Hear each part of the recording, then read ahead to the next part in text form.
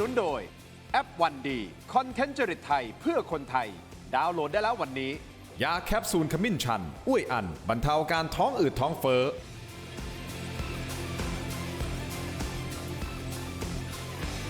สวัสดีครับต้อนรับทุกท่านเข้าสู่รายการถกไม่เถียงนะครับคุณผู้ชมครับประเด็นที่วันจะถกกันวันนี้คุณผู้ชมดูไลน์อัพจากแขกรับเชิญของผมก็รับทราบแล้วนะฮะ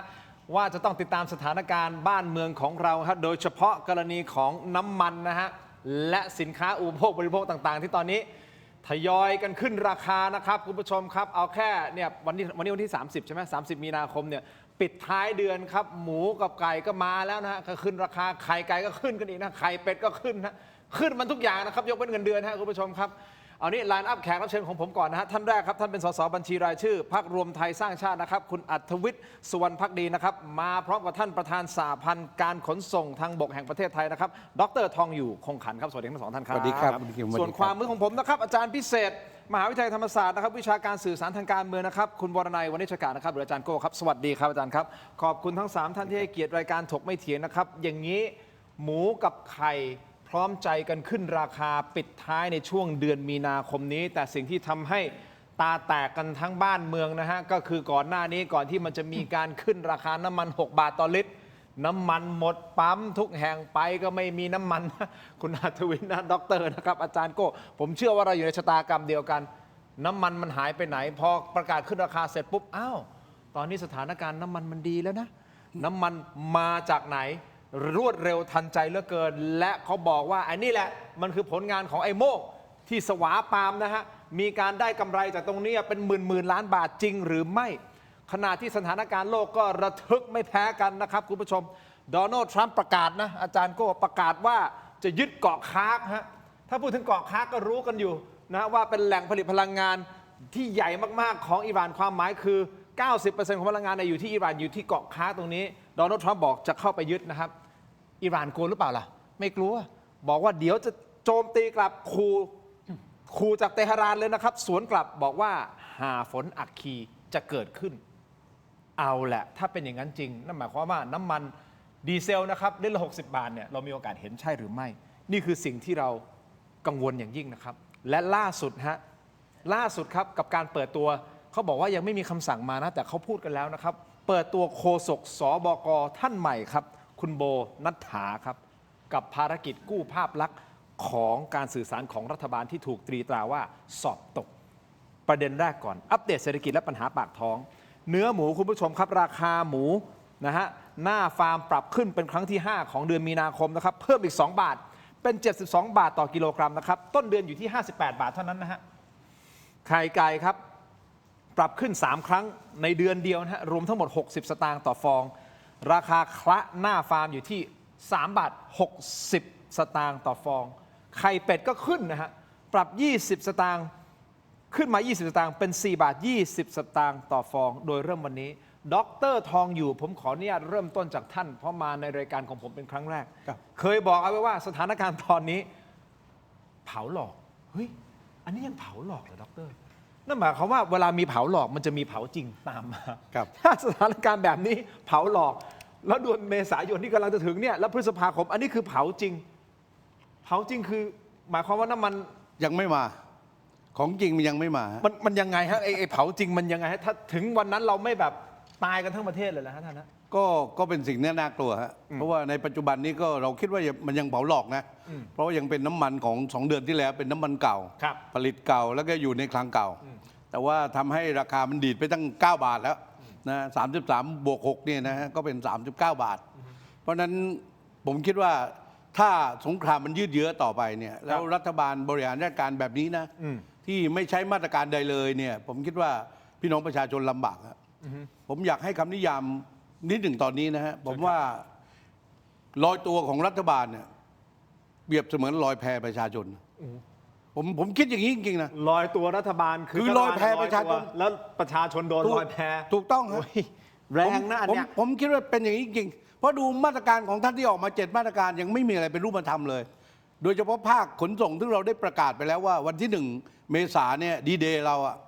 ราต้องปรับอัตราค่าขนส่งแน่นอนและเป็นขั้นบันไดของเราบันไดจริงนะไม่ได้บันไดแบบรัฐบาลนะบันไดหลอกๆแล้วชักบันไดหนีแล้วก็โดดตึกแบบนั้นไม่ใช่นะมันทำให้ พี่น้องประชาชนเกิดวิกฤตศรัทธาต่อความเชื่อมั่นต่อรัฐบาลเนี่ยผมนึกบอกว่าไอ้ลอยตัวน้ำมันเนี่ยกำลังจะลอยแพประชาชนเพราะผมดูท่าทีของรัฐบาลแล้วเนี่ยมันไม่คิดจะเฉือนอะไรสำหรับตัวเองเลยแฟนไอ้ร่วมทุกข์ร่วมสุขเฉลี่ยทุกข์เฉลี่ยสุขมันไม่ใช่แล้วฮะผมว่าตอนนี้ประชาชนเนี่ยเฉลี่ยทุกข์อย่างเดียว และเฉลี่ยทุกข์ด้วยไปไอ้เฉลี่ยสุขนี่ยากจะเห็นแล้วฮะ มันหลายทุกข์เหลือเกินนะ มันหลายทุกข์เหลือเกิน ทุกเนี่ย เพราะว่าผมดูแล้วรัฐบาลเนี่ยเริ่มตั้งแต่นโยบายที่ 7 มาตรการนะ ฮะ บอกว่าจะลดภาษีสัปดาห์มิตร1 บาท ครับ ไอ้ข้อเสนอเราเนี่ยเราบอกว่าขอให้ลดสักครึ่งหนึ่งได้ไหมไอ้ประเทศเวียดนามเขาลดหมดเลยนะเวียดนามเนี่ยเขาลดหมดเลย แล้วประเทศใกล้ๆบ้านเราที่ลบกันนี่เขาก็ทิ้งหมดแล้วภาษีเขาไม่เอาแล้วภาษีสัปดาห์มิตรแต่ประเทศไทยผมไม่รู้อะไร เพราะอาจจะว่ารัฐบาลเนี่ยไม่มีความสามารถในการหาเงินตราเข้าประเทศหรือเปล่า กลัวฮะเพราะว่าถ้าไปลดภาษีสรรพสามิตภาษีโน่นภาษีนี่ตัวเองจะขาด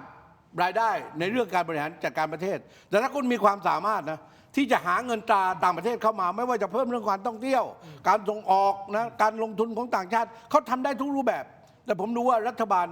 ขาดความเชื่อมั่นตัวเขาเองด้วยนะไม่ใช่ประชาชนขาดความเชื่อมั่นหรือวิกฤตศรัทธาต่อประชาชนต่อรัฐบาลนะรัฐบาลก็ขาดความเชื่อมั่นตัวของเขาเองด้วย ผมดูนะ โอเค เพราะว่าท่านไม่ยอมเฉลี่ยทุกข์เฉลี่ยสุขกับประชาชนเลย เอาอย่างนี้ดร.น้ำมันเล่นละ60 บาทเราจะเห็นไหมมีโอกาสเห็นไหม ผมว่ามันอยู่ที่สถานการณ์ของสงครามนะว่ามันยืดเยื้อมากน้อยเพียงใด แต่ว่าทรัมป์เนี่ยเขาอยากจบให้เร็วแหละนะเนทันยาฮูก็อยากจบให้เร็วอ่ะแต่อิหร่านผมคิดว่าถึงแม้จะจบเร็วนะโดยมาตรการต่างๆเนี่ยการฟื้นฟูนะไม่ว่าจะเป็นช่องแคบเบอร์มุดก็ดีฟื้นฟูประเทศของแต่ละประเทศก็ดี โดยเฉพาะอิสราเอลหรือกลุ่มอาหรับก็ดีเนี่ยผมว่าใช้เวลาเป็นอย่างน้อย6 เดือนหรือปีหนึ่งกว่าสภาพต่างๆจะกลับมาฟื้นเป็นปกติ เพราะฉะนั้นโอกาสที่น้ำมันจะดีดขึ้นไปมากกว่านี้ ผมว่ามีโอกาส แต่ทั้งนี้รัฐบาลต้องมีผมว่าต้องเปลี่ยนพฤติกรรมการบริหารนะ เปลี่ยนพฤติกรรมการบริหาร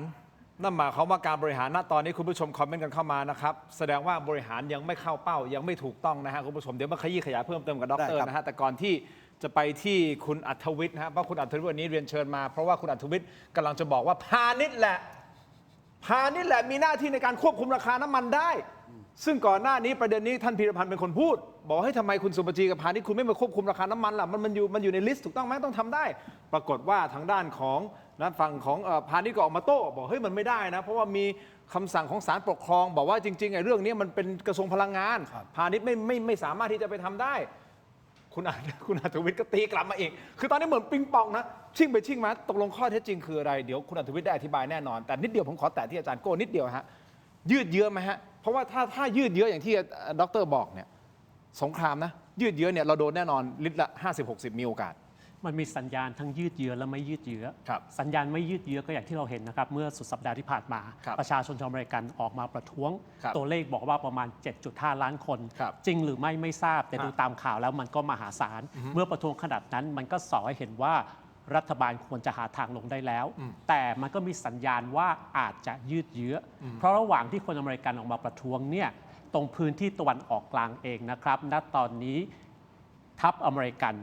เอาพลไปแล้วนะครับประมาณ 15,000 ถึง 17,000 คนนะครับสเตชันอยู่ที่ทั้งอิรักทั้งคูเวตทั้งซาอุแล้วก็กองทัพเรือที่ตรงทะเลนำโดย USS Tripoli ทีนี้ตามยุทธศาสตร์สงครามที่เขาวางไว้นะครับ ครับ เขามีจุด 3 จุดที่เขาจะบุกเข้าไป จุดแรกก็คือเกาะคาร์กที่เรารู้กันใช่ไหมครับ อันนี้ไม่ต้องอธิบายมาก อีก 2 จุดก็คือ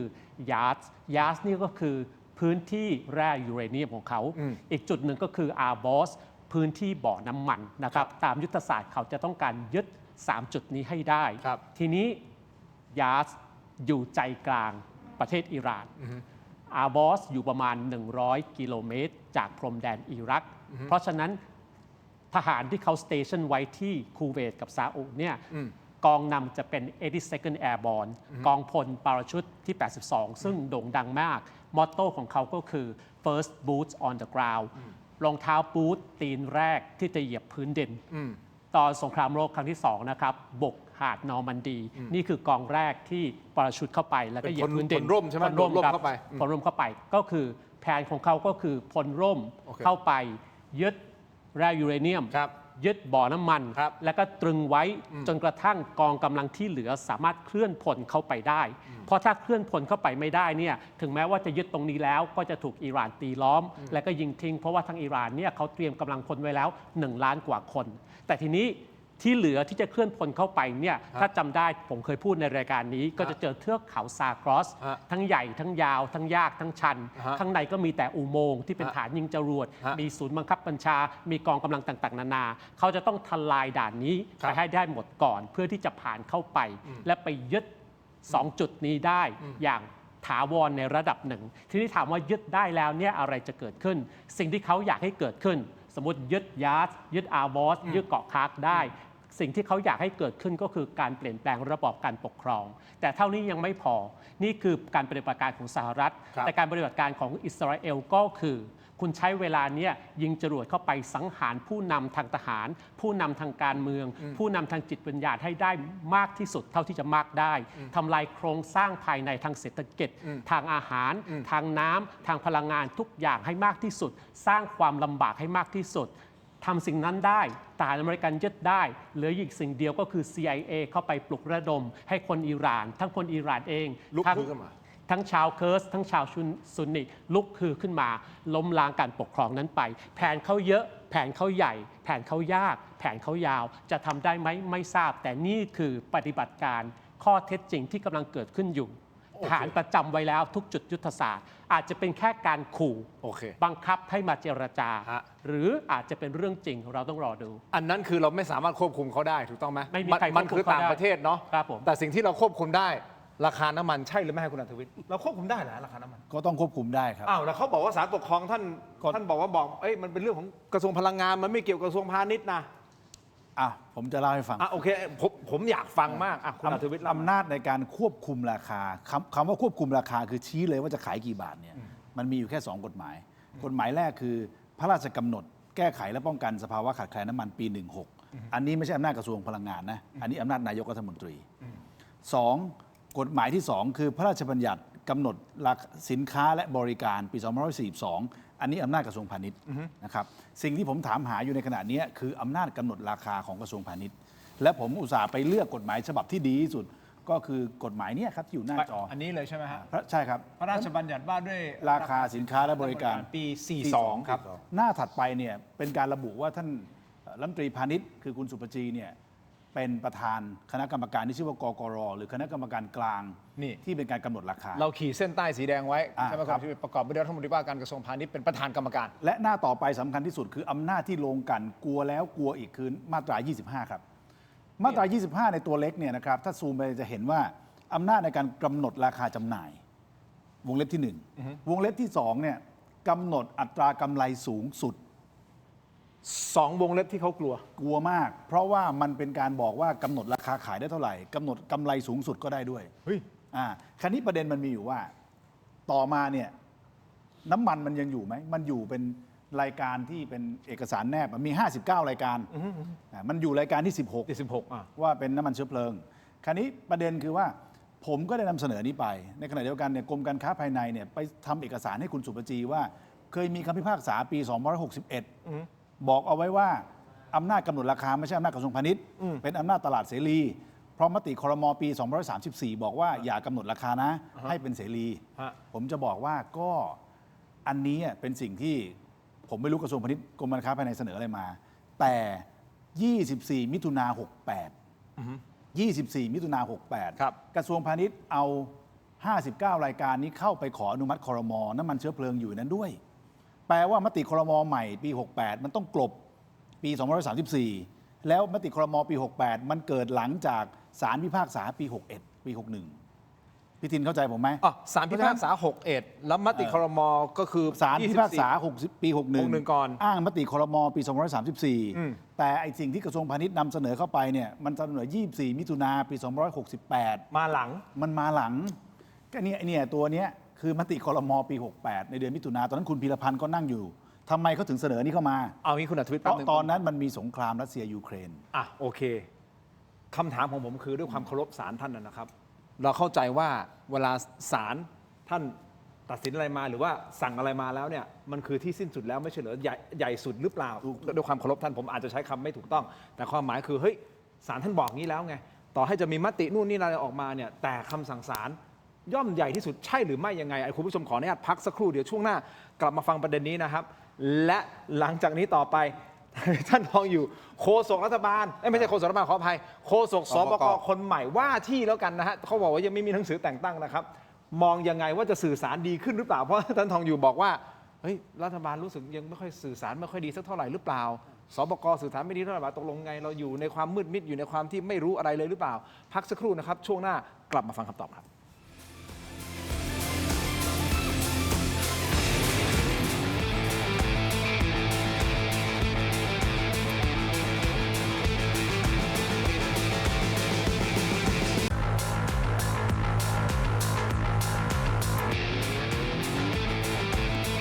กลับมาต่อครับรายการถกไม่เถียงครับยังอยู่อาจารย์โก้นะครับ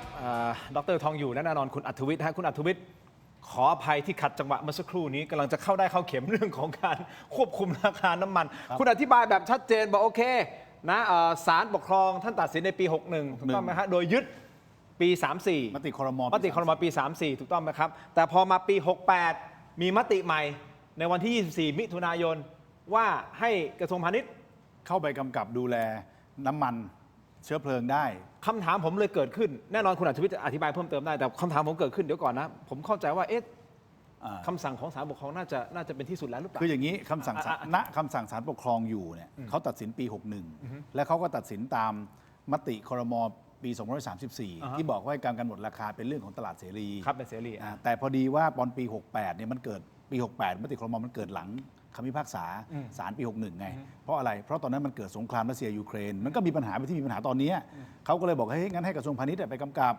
มันก็เลยทำให้ไอ้น้ำมันเชื้อเพลิงมันยังอยู่ใน 59 รายการที่กระทรวงพาณิชย์มีอำนาจในการกำหนดราคาคราวนี้ถ้าข้าราชการท่านดูให้ดีเนี่ยนะระเบียบปฏิบัติของสำนักเลขาครม.เนี่ยถ้ามติครม.ใหม่มันขัดกับมติครม.เก่าเขาเอามติครม.ใหม่เป็นหลัก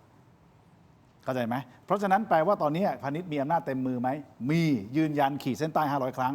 และถ้าเกิดว่าทางรัฐบาลไม่เชื่อสิ่งที่ผมพูดพรุ่งนี้ประชุมครม.คุณก็เอาเข้าครม.เลยก็ได้นี่แล้วถกกันที่ครม.ไม่คุณก็บอกเลยดีว่าคุณขออำนาจกระทรวงพาณิชย์เนี่ยในการกำกับดูแลพรุ่งนี้คุณก็อนุมัติตุ้มก็ได้แต่ผมพยายามจะบอกว่ามติครม. 24 มิถุนายน 68 เนี่ยคุณมีอำนาจแล้วมันไปทับมติครม.อันเก่าแล้วเรียบร้อย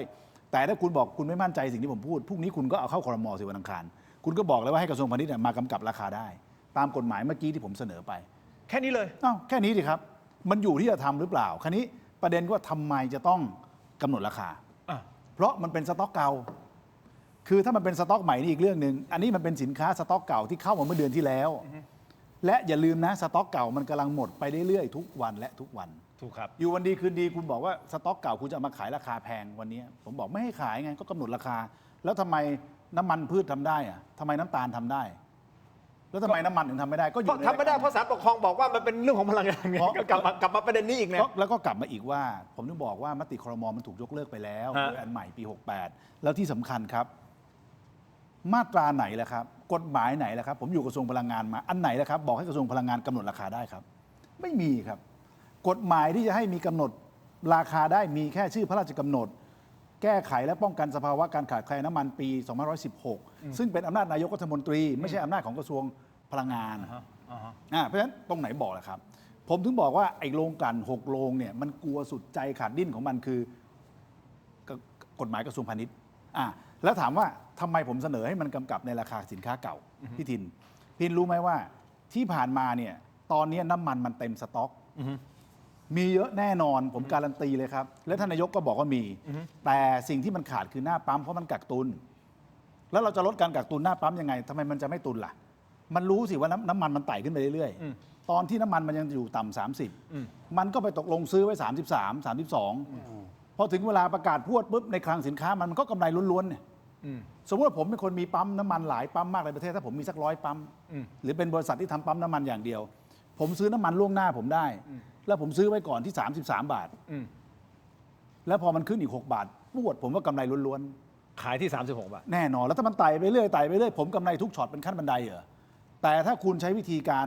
ล็อก เหมือนกับล็อกราคาน้ำมันพืช ครับ น้ำตาลทรายแล้วคุณล็อกราคาเลยเนี่ยรู้ไหมเกิดอะไรขึ้น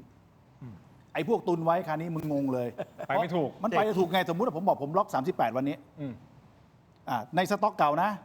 ถ้าเกิดอันไหนเป็นสต็อกเก่าทั้งหมดผมล็อก 38 บาทให้คุณทำช่วงกำไรได้แค่นี้ ฮะ ปรากฏว่ามันดันทะลึ่งไปซื้อที่ 40 แล้วมันกะว่าอาทิตย์หน้าเนี่ย 45 จะไต่ไป 45 มันตายเลยครับ และเราจะปล่อยให้อีกทีนึงคือตอนที่ล็อตใหม่เข้า ถ้าสมมุติว่าล็อตใหม่เข้าก็ค่อยมาขอชดเชยในล็อตใหม่ อ่า แต่ถ้าผมบอกเลยนะ ถ้าผมล็อก ฮะ 38 ไอ้พวกซื้อ 40 มันรอว่าจะไป อ่า 42 มันตายไหมมันขายไม่ได้ และถ้าสนที่กำลังเข้าตรวจว่าคลังไหนบ้าง มันซื้อล่วงหน้ากันมหาศาลตายไหมเข้าใจยังว่าทำไมกระทรวงพาณิชย์เขาถึงมีบทบาท เช่น คุมราคาน้ำตาล คุมราคาไอ้น้ำมันพืช เพราะว่าเวลาเขาตรึงราคาเสร็จปุ๊บเขาเข้าตรวจทีหลังเขารู้ เขาใจยังอำนาจนี่มีทำไมไม่ทุบมันอ่ะ แสดงว่าคุณอัธวิทย์ยืนยันตรงนี้ว่าพาณิชย์มีอำนาจตรงนี้ มีและเดี๋ยวผมจะไปให้จบนะ ผมฟังผู้ใหญ่หลายคนพูดเนี่ยเขาชอบไปเปรียบเทียบกับราคาทอง ซึ่งผมก็เทียบทองเหมือนกัน ฮะ คืออย่างนี้ท่านรัฐมนตรีพลังงานคนปัจจุบันพยายามไปเทียบกับทอง ทองนะ ถ้ามัน 50,000 เมื่อวาน วันนี้มันไป 80,000 เราจะบังคับขาย 50,000 ไม่ได้ เพราะเราไม่เคยมีมาตรการในการรองรับร้านทองเจ๊งแล้วทองมันก็ไม่ใช่สินค้าพื้นฐานหลัก แต่น้ำมันเนี่ยถ้าคุณซื้อมา 50,000 เมื่อวาน วันนี้ไป 80,000 ผมต้องบังคับคุณขาย 50,000 ได้ เพราะอะไร เพราะผมมีกองทุนน้ำมันมาช้อนคุณในวันที่คุณขาดทุนเสมอ กองทุนน้ำมัน เรา ซึ่ง มี มันมาจากเงินของชาวบ้าน มาเงินในชาวบ้าน เรามีมาช้อนให้คุณเสมอไม่ให้คุณขาดทุน ที่สำคัญน้ำมันเป็นปัจจัยพื้นฐานหลักเป็นสินค้าควบคุม ถ้ามันขึ้นทุกอย่างขึ้นหมด เห็นไหมนี่คือความแตกต่าง เพราะฉะนั้นอย่าเอาการค้าเสรีมาอ้างในสภาวะวิกฤตแบบนี้ไอ้มติครม.ปี 34 ที่พูดกันย้อนกลับไป มันคือบอกให้การค้าเสรีได้ไหมตอนนี้ ไม่ได้ ไอ้น้ำมัน6โรงอ่ะมันไม่ใช่การค้าเสรีมันเป็นการค้าผูกขาดโดยมีโครงสร้างรัฐ ที่มีราคาน้ำมันกองทุนน้ำมันมาอุ้มให้ฟันธงถ้ากระทรวงพาณิชย์กำหนดราคาค้าปลีกให้ชัดเจน ครับ ไอ้พวกที่ตุนอยู่ไอ้โม่งทั้งหลายมึงเตรียมตัวตาย ดรทองอยู่เคยบอกว่ามันมีไอ้โม่ง ขออนุญาตไอ้โม่งได้ส่วนต่างตรงนี้เป็นหมื่นล้าน เราคุยเมื่อวันที่ 18 มีนาคม ฮะ เพราะเราคิดว่าประชาชนควรจะได้ความเป็นธรรมนะจากภาครัฐ โดยเฉพาะเราคิดว่าน้ำมันที่มันมีอยู่เดิมเนี่ยท่านบอกทุกอย่างหมดละเราก็ไม่อยากไปถอยหลังนะแต่เราคิดว่ามันมีไอ้โม่งที่ได้ประโยชน์ตรงนี้นะมันปล่อยน้ำมันออก3ระบบนะระบบแรกเนี่ยปล่อยก็คือน้ำมันเขาบอกว่าผลิตเกิน ตอนนี้ผลิตไปเกิน 100%นะเพราะฉะนั้นน้ำมันเมื่อถ้าผลิตเกินมันก็เพียงพอ ครับ อันที่สองรัฐบาลปล่อยน้ำมันสำรองของชาติออกไปด้วยนะเนี่ยท่านนายกออกประกาศให้ปล่อยน้ำมันสำรองออกไปด้วยไอ้ช่วงตุกติกเนี่ยพลวันพลเกทำให้ประชาชนงงเนี่ยก็คือจาก 30 บาทไป 33 บาท ท่านบอกประชาชนว่าจะทยอยขึ้น ปรับ ใช่ อัตราค่า ใช่ ข ผม นส่ง จำได้ เป็นขั้นบันไดถูกไหมฮะหลังจากนั้นมันก็พลวันพลเกก็คือหน้าปั๊มเนี่ยยังไม่มีน้ำมัน ก็มาโทษอยู่2 ส่วน ส่วนแรกเขาบอกประชาชนกักตุน ส่วนที่2มาทางผมเลยทีนี้ นี่ไงขนส่ง รถบรรทุกเนี่ยรถขนส่งน้ำมันไม่เอาน้ำมันจากคลัง คลัง ไปส่งลงปั๊ม เอา ไม่รู้เอาไปไหน ทีนี้มันก็เกิดมีปัญหาว่า เราก็คิดว่าในระบบถ้าทุกอย่างมันมีปล่อยทั้ง3ก๊อก4ก๊อกเนี่ยนะครับ หนึ่งน้ำมันผลิตเต็มที่ น้ำมันสำรองมีเต็มที่น้ำมันที่ปล่อยออกไปมีเต็มที่เนี่ย ครับ เป็นไม่รู้กี่ล้านลิตรนายกบอกว่าโดยปกติเราใช้อยู่ประมาณสัก60 กว่าล้านลิตรน้ำมันดีเซลทั้งระบบ ครับ ช่วงนั้นเนี่ยท่านบอกว่าหลังจากปรับไป 33 บาทแล้วนะหลังจากวันที่ 18 มีนาท่านบอกว่าน้ำมันมันใช้เพิ่มขึ้นเป็น 84 ล้านลิตร 80 กว่าล้านลิตร ถูกไหมแล้วเราก็ดูว่าไอ้แก๊ปน้ำมันมันหายไป 17 ล้านลิตรมันไปไหน มันเพิ่มมา 17 ล้านลิตร ใช่น้ำมันหายไป 17 ล้านลิตรหายจากระบบ ถ้ามันเพิ่มมาขนาดนี้ไอ้ในปั๊มมันต้องมีถูกป่ะคนไม่ต้องนอนรอไม่ต้องเรียงคิวต่อคิวกัน แล้วไปไหนล่ะท่าน นี่ก็คือเราคิดว่าหนึ่งนอกจากมีไอ้โม่งแล้วมีน้ำมันหาย เพราะฉะนั้นรัฐบาลเนี่ยมีหน้าที่ต้องไปตาม ว่าไอ้โม่งมันคือใครถูกไหมครับ เพราะว่าประชาชนมันตอนนี้มันขาดแคลนอ่ะ มันเป็นไปได้ไหมที่ประชาชนเขาแบบตื่นตระหนกจนสุดท้ายคือที่บ้านอาจจะมีรถ3 คัน โถ่ ปกติเติมทุกแบบ 3-4 อาทิตย์ แต่ตอนนี้มาเติมทุก 2-3 วันเพื่อให้น้ำมันมันเต็มตลอดเวลา วันละ 17 ล้านลิตร ประชาชนเอาถังในใส่ถูกไหมฮะคนที่ใส่ได้คือคลังน้ำมัน ยืน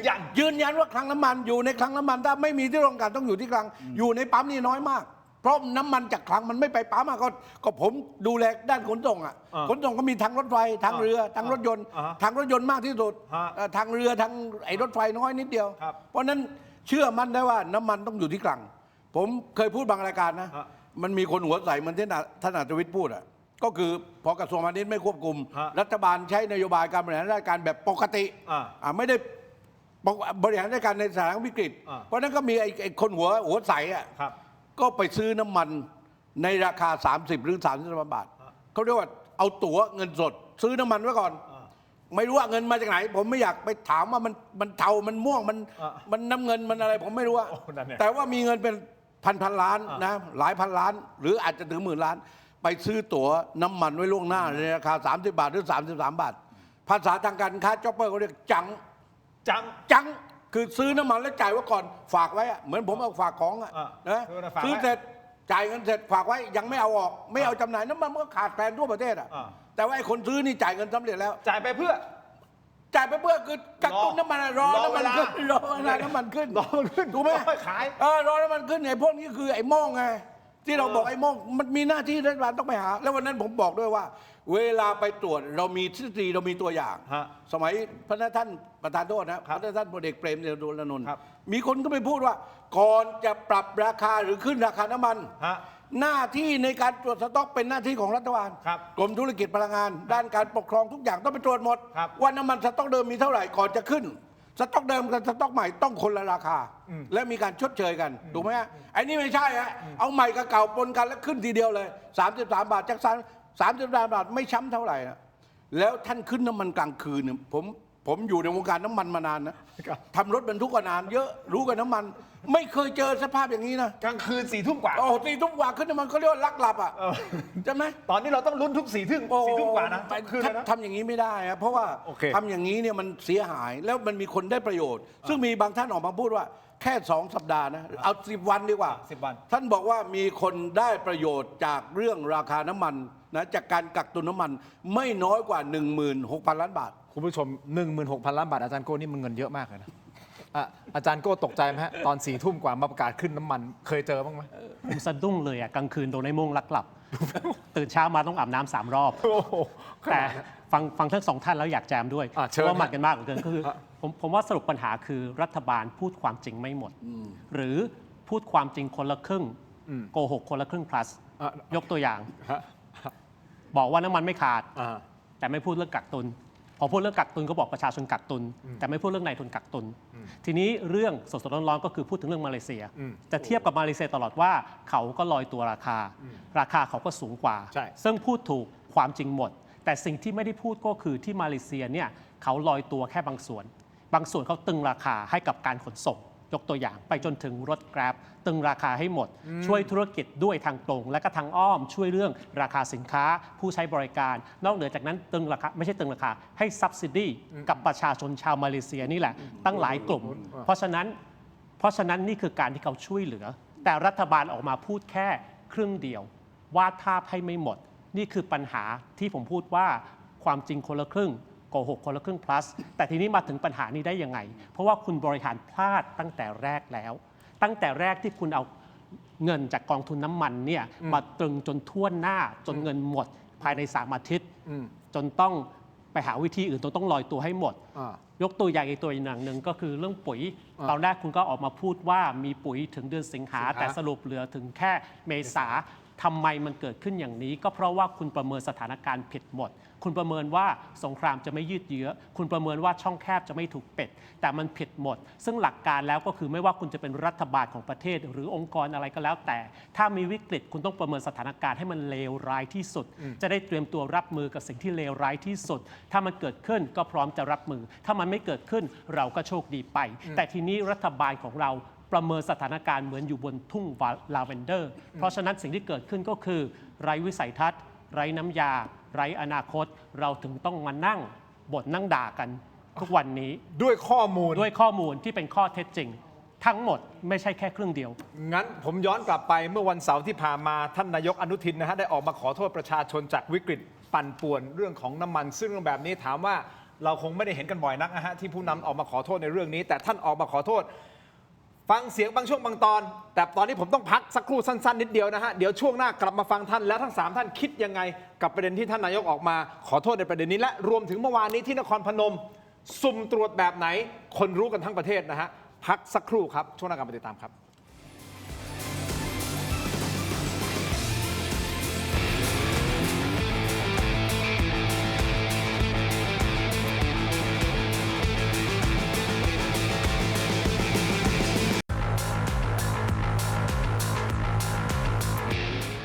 สนับสนุนโดย ยาท่าน้ำขาวหานคู่ 49 บาท ฝาสีฟ้า มีตัวยาฟีนิลซาลิซิเลตไอเฮิร์บชูการ์ฟรี ชุ่มคอ มีสารสกัดสมุนไพร 4 ชนิด กลับมากันต่อครับรายการถกไม่เถียงครับอยู่กับอาจารย์โก้นะครับคุณอัธวิทย์และแน่นอนดรทองอยู่นะครับพูดคุยกันต่อคุณผู้ชมครับเมื่อสุดสัปดาห์ที่ผ่านมาวันเสาร์ท่านนายกรัฐมนตรีนะครับก็ออกมาขอโทษประชาชนจากวิกฤตปั่นป่วนของน้ำมันนะครับซึ่งเอาเข้าจริงๆมันก็ไม่ค่อยบ่อยครั้งนะฮะที่จะเห็นผู้นำระดับสูงออกมาขอโทษนะประชาชนเกี่ยวกับเรื่องของการบริหารงานที่อาจจะทำให้เกิดการผิดพลาดนะฮะคุณผู้ชมแต่ดรทองอยู่บอกว่าไม่ใช่นะคุณทินท่านไม่ได้ขอโทษครั้งแรกนะท่านขอโทษหลายดอกเหลือเกินนะเอาดอกวันเสาร์ที่ผ่านมาไปฟังผู้ชมกันตอนครับฟังครับ ผมต้องขออภัยต้องขอโทษพี่น้องประชาชน ต่อความปั่นป่วนที่เกิดขึ้นจากการบริหารราคาน้ำมัน ตอนแรกที่เกิดเหตุการณ์นั้นจากการติดตามข่าวเนี่ยเราก็ต้องคิดว่ามันการสู้รบเช่นนี้น่าจะเป็นการสู้รบที่ไม่ลากยาว แต่ว่าวันนี้สถานการณ์เปลี่ยนไปดูแล้วมันน่าจะไม่จบเร็วรัฐบาลก็จะต้องมีการปรับตัวอยู่ตลอดเวลาปรับมาตรการให้เหมาะสมเน้นการประคับ ผู้สันทัดกรณีทางการเมืองหลายท่านคอมเมนเตเตอร์หลายท่านนะฮะก็บอกตรงกันว่าไอ้นี่คือเหมือนเอาเรื่องของเมื่อวานนี้มาพูดซ้ำเนี่ยไม่ว่าจะเป็น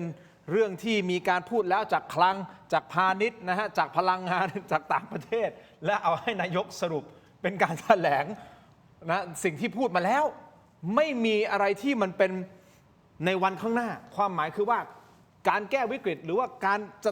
ปฏิบัติตั้งแต่วันนี้เป็นต้นไปเพื่อที่จะแก้ไขปัญหาให้พ่อแม่พี่น้องประชาชนมีความหวังหรือมีความรู้สึกว่าเฮ้ยพรุ่งนี้เรารู้แล้วจะไปยังไงซึ่งนายกออกมาแถลงแบบนี้นะครับคุณทองอยู่นะไปออกรายการหลายรายการมาพี่ทองอยู่ตั้งข้อสังเกตนะฮะดรทองอยู่บอกว่าเฮ้ยรัฐบาลเนี่ยแฟร์แต่แฟร์กับใครแฟร์กับประชาชนหรือเปล่าหรือแฟร์กับกลุ่มทุนพลังงานเพราะรู้สึกเหมือนเขาเกรงใจมากใช่ไหมอันนี้คือคุณอัธวิทย์ด้วยความเคารพท่านก็เป็นส่วนหนึ่งของรัฐบาลใช่ไหมตอนนี้ ครับใช่ครับ จะให้คอมเมนต์ท่านนายกผมก็ไม่รู้ คืออย่างนี้ได้คือผมเนี่ยเป็นพรรคร่วมรัฐบาล แล้วผมก็ยกมือสนับสนุนท่านอนุทิน ครับ แล้วก็แต่ว่าเราไม่ได้ร่วมบริหาร เราไม่ได้อยู่ในครม.เพราะฉะนั้นเราก็อยู่ในซีกของการสนับสนุนกฎหมายในฝ่ายนิติบัญญัติ แล้วมีอะไรเราก็พูดผ่านสภาไป แต่ครั้นี้ผมเนี่ยจะบอกท่านว่าเราเป็นนักกฎหมายแล้วก็ดูกฎหมายให้ แล้วเราเคยทำงานที่กระทรวงพลังงาน เราก็พบว่ากระทรวงพลังงานเนี่ยเอาจริงๆมันเป็นงบประมาณแค่ 2,000 ล้านน้อยมากในบรรดาทุกกระทรวงข้าราชการน้อยมาก แต่ว่ามันมีความปัญหาคือว่าราชการผู้ใหญ่อะเช่นปลัดกระทรวงเนี่ยเขานั่งสองหมวกนะบางทีเขาก็เป็นประธานปตทอย่างปลัดคนปัจจุบันเนี่ยเคยนั่งเป็นประธานปตทและตอนนี้ไปเป็นประธาน EGAT การไฟฟ้าฝ่ายผลิตแล้วก็อธิบดีหลายคนก็นั่งอยู่ในบอร์ดคือผมจะบอกว่าเวลาความคิดเขาอะมันคล้ายคลึงกับความคิดของโรงกลั่นคนเป็นผู้กำกับด้วยเป็นผู้เล่นด้วยมันสวมหมวกซ้อนกันเพราะฉะนั้นเวลาข้อเสนอมาที่ท่านนายกรัฐมนตรีต้องระวังตอนพวกผมรวมไทยสร้างชาติเราอยู่เนี่ยเราย้ายออกจากตึกเอ็นโก้ไปอยู่บ้านพี่บุญธรรมนะเพื่อทำงานของเราเองแล้วก็สั่งงานไป เราจะไม่แบบถ้าเราพึ่งเขาอย่างเดียวเนี่ยเดี๋ยวยุ่งแค่ผมเนี่ยตอนนี้ผมนำเสนอเนี่ยว่าขอให้อำนาจในการกำหนดราคาฟิกซ์ราคาโดยไม่ชดเชยกำหนดราคาเลยเป็นอำนาจของกระทรวงพาณิชย์เนี่ยกรมการค้าภายในยังเถียงผมมาเลยว่าเขาไม่มีอำนาจก็ผมบอกว่าผมอ่านกฎหมายเหมือนคุณนี่แหละคุณมีครับแล้วถ้าเกิดคุณบอกคุณไม่มีขัดกับมติครม.สมัยปี 34คุณก็ไปเข้าครม.พรุ่งนี้เลยไปว่าให้คุณมีอำนาจซะคุณก็ทำได้ถูกไหมคราวนี้ถ้าคุณไม่ใช้ไม้นี้เนี่ยโรงกลั่นมันใช้เรื่องตลาดเสรีมาบีบเราแล้วตลาดเสรีอะไรสต็อกก็เป็นสต็อกเก่าแล้วทำไมพืชของทุกชนิดอ่ะที่คุณกำหนดราคาโดยกระทรวงพาณิชย์มันก็สต็อกเก่าก็คุณบีบราคาเขาแล้วทำไมน้ำมันคุณบีบไม่ได้นั่นมีแค่นี้คุณพิทินแล้วพูดนะคณะทำงานเนี่ยความไว้เนื้อเชื่อใจประชาชนเป็นเรื่องสำคัญผมเนี่ยอยากให้คุณสุปจีเนี่ยเป็นคนที่เป็นรองนายกที่เป็นคนนำเพราะท่านมาจากคนนอกคุณเอกนัทพร้อมพันธ์เพิ่งมาใหม่ท่านก็ไปอยู่หรือท่านนายกมาช่วยก็อีกคนแต่ตอนนี้ให้คุณพิพัฒน์มาดูเนี่ยถามซิว่าคนข้างนอกเขาเชื่อไหมที่ผมพูดตรงๆนะเพราะอะไรเพราะว่าท่านเองมีธุรกิจของท่านที่เกี่ยวพันอยู่แล้วคราวนี้ถามว่าคนเขาเชื่อไหมคนเขาไม่เชื่อนะแล้วรัฐมนตรีคนปัจจุบันพลังงานปัจจุบันนั่นอดีตซีอีโอปตทก็เป็นชุดความคิดลงกันก็เป็นชุดความคิดตลาดเสรีผมถึงบอกว่าถ้าเกิดว่าท่านนายกมั่นใจคุณสุปจีมั่นใจว่ามีอำนาจใช้อำนาจกิ่งของกระทรวงพาณิชย์ในการกำกับแล้วรู้ไหมปลัดกระทรวงพาณิชย์เนี่ยปัจจุบันเนี่ยเป็นประธานปตทแล้วท่านปลัดคนนี้เก่งด้วยเดี๋ยวผมจะเล่าก่อนนะท่านปลัดกระทรวงพาณิชย์คนนี้จริงๆท่านเก่งเลยแล้วถ้า คุณคิดดูถ้าคุณสุปจีได้คุมโซนการคุมน้ำมันแทนคุณพิพัฒน์เนี่ยนะมันจะกลายเป็นคุณสุปจีคุณเอกนัทและก็มีปลัดกระทรวงพาณิชย์ที่เป็นประธานปตทที่แข็งแกร่งอยู่ในสายการบังคับบัญชาหมดเลย แต่พอสายการบังคับบัญชาฝั่งเนี้ยที่อะไรนะสบกปัจจุบันเนี่ยมองไปปุ๊บนี่เป็นพี่พิพัฒน์ซึ่งท่านพิพัฒน์เองท่านมีธุรกิจของท่าน conflict of interest มันเกิดคำนี้ นะแล้วก็ถึงแม้ว่าเอาละถึงท่านจะยังไงก็แล้วแต่มันเป็นอย่างนั้นจริง ๆ ในธุรกิจครอบครัว แล้วก็ท่านรัฐมนตรีพลังงานปัจจุบันก็อดีต CEO ปตทคือชุดทำงานชุดนี้มองไปแล้ว โอเค ก็เลย ผมไม่ต้องอธิบายเพิ่มเติมแค่ดูหน้าคุณอัธวิทย์บอก ก็เลยถึงบอกว่าให้คุณสุปจีเป็นคนนำ โอเค ผมถึงบอกผมมั่นใจคุณสุปจีและผมมั่นใจในความบริสุทธิ์ของท่านนายกรัฐมนตรีนะแต่ว่างานนี้มันต้องเกิดเร็วเพราะอะไร ฮะ เวลาจะฟิกราคาเนี่ยเราฟิกได้เฉพาะสินค้าที่มาจากสต็อกเก่า ฮะ เดี๋ยวสต็อกเก่ามันหมดลงทุกวันนะ เดี๋ยวมัน เรา จะ พูดปุ๊บอี ฟิ ก กไม่ได้ 2 สัปดาห์มันหมดปุ๊บเนี่ยเท่ากับว่าพูดไปก็มีประโยชน์แล้ว โอเค ต้องไวนะครับตัดภาพสวิตช์มาที่ดรทองอยู่นิดนึงฮะ ครับ เห็นท่านนายกออกมาขอโทษแบบนี้ มันเหมือนฉายหนังซ้ำเก่าๆที่คนอื่นพูดมาหมดแล้ว คือ ไปข้างหน้า คือผมมองว่าท่านออกมาขอโทษบ่อยนะจากความรู้สึกของประชาชน ครับ เหตุผลยังมองไม่ออก แต่แทนที่ออกมาขอโทษประชาชนนะผมคิดว่าท่านควรจะมาพูดอะไรในเรื่องวิธีการแก้ไขปัญหา ระยะสั้นระยะกลางระยะยาวท่านบอกเลยว่าท่านจะทำอะไรเมื่อไหร่ที่ไหนอย่างไร ให้เป็นมรรคเป็นผล ผมว่าดีกว่าท่านมาขอโทษประชาชน เหตุผลเพราะประชาชนมอง3เรื่องหนึ่งตอนนี้เขาไม่เชื่อมั่นแล้วเขาเกิดวิกฤตศรัทธาต่อระบบการบริหารราชการของรัฐบาลแล้วสองเนี่ยเขามองว่ามันมีทฤษฎีสมประโยชน์อันนี้พูดชัดๆเลย ฮะ ผมไม่รู้ใครสมประโยชน์กับใครละนะแต่ว่าแน่ๆคือมันมีทฤษฎีสมประโยชน์ เกิดขึ้นช่วงแค่2-3 สัปดาห์ที่ผ่านมา ครับ เรื่องวิกฤตพลังงาน ครับ อันที่3เนี่ยคนที่มาเป็นประธานสบกเนี่ยมันมีประโยชน์ทับซ้อนเยอะแยะหมดคือท่านไม่คลีนอ่ะแล้วนายกออกมาพูด ผมถามว่าพูดเพื่ออะไรถ้าพูดภาษาแบบชาวบ้านพูดเพื่อแก้ตัวเปล่า โอ้โห ถูกป่ะอันนี้ผมพูดตรงๆพูดเพื่อแก้ตัวเปล่า อ้าวอย่างนี้สื่อสารทางการเมืองนี่เขาสอนวิชาสื่อสารทางการเมือง อันนี้นายกพูดเพื่ออะไรฮะ เพื่อแก้ตัวครับ เอาอย่างนี้ดีกว่า เอาอย่างนี้ดีกว่าก็คือ สั้นๆเดี๋ยวผมต้องเข้าออนไลน์สั้นๆก่อนเลย สั้นๆคือคุณต้องพูดว่าคุณจะแก้ปัญหายังไง คุณจะช่วยประชายังไง ประชาชนยังไง ไม่ใช่พูดเพื่อแก้ตัว แก้ปัญหาเนี่ยมันทำได้ตั้งแต่ปลายเหตุจนต้นเหตุ เอาปลายเหตุยกตัวอย่างอย่างที่คุณอนุวิทย์พูด พรุ่งนี้ประชุมครม.ออกมติมาสิให้กระทรวงพาณิชย์ควบคุมราคาน้ำมันหนึ่งอย่างสองอีกอย่างหนึ่งภาษีลาภลอย คุณทำได้เลยสามอีกอย่างหนึ่งลดภาษีอื่นๆ อย่างเช่นที่ญี่ปุ่นเขาลดภาษีอาหาร ฮะ คุณทำได้เลย ฮะ คุณย้อนมาจนถึงปฏิรูปโครงสร้างใหม่ คุณทำได้108,900แต่คุณไม่พูด คุณไม่ทำคุณแก้ตัวอย่างเดียว แล้วคุณก็เอารถของคุณไปปั๊มน้ำมัน เพื่อที่จะสุ่มอะไรสักอย่าง โดยมีทีมนักข่าวเต็มไปหมดคอยช่วยถ่ายรูป อาจารย์เก็บพลังนี้ไว้ เดี๋ยวเราไปต่อออนไลน์สแกน QR Code นะครับ ไปที่ YouTube เทเลดิชันนะ Facebook ถกไม่เถียงนะครับคุณผู้ชมครับ ยังมีภาพที่เป็นไวรัลมากๆนะครับเพจตุ๊ดรีวิวโพสต์ภาพนี้นะครับ คุณผู้ชมสั้นๆ เอาภาพขึ้นมาได้ไหมสั้นๆ ก่อนที่จะจบทางทีวีนะครับ เขียนแคปชั่นแบบนี้บอกว่าบางคนได้ไปต่อ บางคนถูกกำหนดไม่ให้ได้ไปต่อ ก็ไม่รู้เหมือนกันว่ามาตรฐานของประเทศนี้ ใช้อะไรวัดคุณค่าของคนอยู่ๆไปนะ ประเทศนี้อย่าคิดมาก เช่าเขาอยู่คิดให้สบายใจไปวันๆตุ๊ดรีวิวไวรัลยังไง ติดตามในออนไลน์ขอบคุณทีวีครับขอบคุณครับขอบคุณครับอาจารย์ครับขอบคุณครับ ขอบคุณครับ ณขอบคุณครับเจอกันในออนไลน์ถกไม่เถียงครับสวัสดีครับ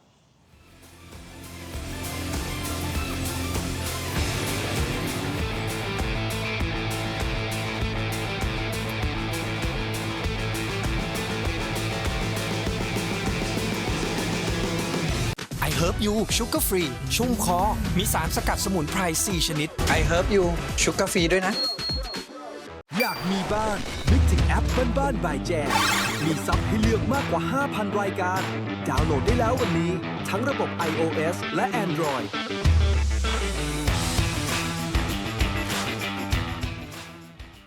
I Herb You Sugar Free ชุ่มคอ มีสารสกัดสมุนไพร 4 ชนิด I Herb You Sugar Free ด้วยนะ กลับเข้ามาถกไม่เถียงในช่วงของออนไลน์คุณผู้ชมครับ ยังอยู่กันครบ 3 ท่านเลยนะครับดรทองอยู่คงขันนะฮะท่านประธานสหพันธ์การขนส่งทางบกแห่งประเทศไทยนะครับคุณอัธวิทย์สุวรรณภักดีท่านสสบัญชีรายชื่อพรรครวมไทยสร้างชาตินะครับและอาจารย์พิเศษมหาวิทยาลัยธรรมศาสตร์วิชาการสื่อสารทางการเมืองอาจารย์โก้นะฮะอาจารย์วรนัยวณิชกะนะครับซึ่งสื่อสารทางการเมือง บอกว่าคุณอนุทินชาญวีรกูลนะที่ออกมาขอโทษประชาชนเมื่อวันเสาร์ที่ผ่านมามันคือการแก้ตัวไม่ใช่เป็นการสื่อสารที่จริงใจอย่างนั้นหรอ มันคือการเขียนประวัติศาสตร์ใหม่ ยังไงประวัติศาสตร์ใหม่ยังไง ก็คือทั้งหมดที่เกิดขึ้น 1 เดือนที่ผ่านมาปัญหาราคาน้ำมันปัญหาสินค้าปัญหาปุ๋ยทุกสิ่งทุกอย่างนั้น ฮะ รัฐบาลไม่ผิดนายทุนไม่ผิด ประชาชนนั่นแหละ เลิกกักตุนได้แล้ว ต้องช่วยกันประหยัดประชาชนเราต้องพอเพียง ขนาดนั้นเลยเหรอ อ้าวก็เขาพูดทุกคำไหมที่ผมบอกพูดมาเนี่ยคีย์เวิร์ดทุกคำที่ผมพูดมาเนี่ยก็คือคีย์เวิร์ดในสคริปต์ของนายก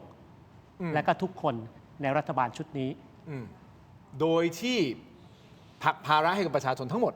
ทั้งภาระและความรับผิดชอบ เอาแล้วประชาชนรู้สึกงั้นหรือเปล่า ฮะ ไม่รู้สึกงั้นเนี่ย ก็ประชาชนถึงได้ด่ากันกระจายไงว่าภาระและความรับผิดชอบมันอยู่ที่รัฐบาล ประชาชนมีหน้าที่จ่ายภาษี รับการให้บริการจากภาครัฐ อะไรไม่เหมาะสมอะไรไม่ควร เราวิพากษ์เราวิจารณ์ เราด่า รัฐมีหน้าที่ให้บริการพัฒนาประเทศให้ได้ทำทุกอย่างให้ดี เท่านั้นเอง คุณไม่ต้องมาพูดอย่างอื่น คุณไม่ต้องมาแก้ตัว ถ้าคุณทำแค่นี้ไม่ได้คำถามคือแล้วคุณมาทำอะไร อยู่ณตรงนี้ ตรงและแรง ซึ่งท่านนายกก็แนะนำประชาชนให้ลดการใช้น้ำมัน เพียงครอบครัว1 ลิตร ไม่ว่าจะเป็นน้ำมันประเภทไหนนะครับ ประเทศไทยก็จะมีการลดการใช้น้ำมัน ได้ถึงวันละ10 ลิตรทันทีนะฮะฟังเสียงนายกช่วงนี้ครับ รัฐบาลขอให้พวกเราทุกคนนะครับพี่น้องประชาชนประเทศไทยเรามีเฉลี่ยอยู่ประมาณเอาซะว่าประมาณ10 ล้านครอบครัว จริงๆมีมากกว่านี้ แต่ถ้า10 ล้านครอบครัวเนี่ยหาก1 ครอบครัวเนี่ยลดการใช้น้ำมันเพียงครอบครัวละ1 ลิตร ไม่ว่าจะเป็นน้ำมันประเภทไหนนะครับ ประเทศไทยก็จะลดการใช้น้ำมันได้ถึงวันละ10 ล้านลิตรทันที เราก็สามารถที่จะลดภาระชดเชยจากภาครัฐที่ผมได้เรียนสักครู่ ถ้าพวกเราลดได้ประมาณ10 ล้านลิตรต่อวัน รัฐบาลประหยัดก็ประมาณในการชดเชยกองทุนน้ำมันไปแล้ว200 ล้านบาทต่อวัน ให้ความเป็นธรรมกับท่านนายกนะครับ ผมพยายามจะนำสิ่งที่ท่านพูด แล้วก็ลองใส่จินตนาการว่าเป็นตัวเราเป็นตัวผมว่าผมจะลดการใช้น้ำมัน1 ลิตรอย่างไร ผมกำลังนึกในตัวของตัวเองนะ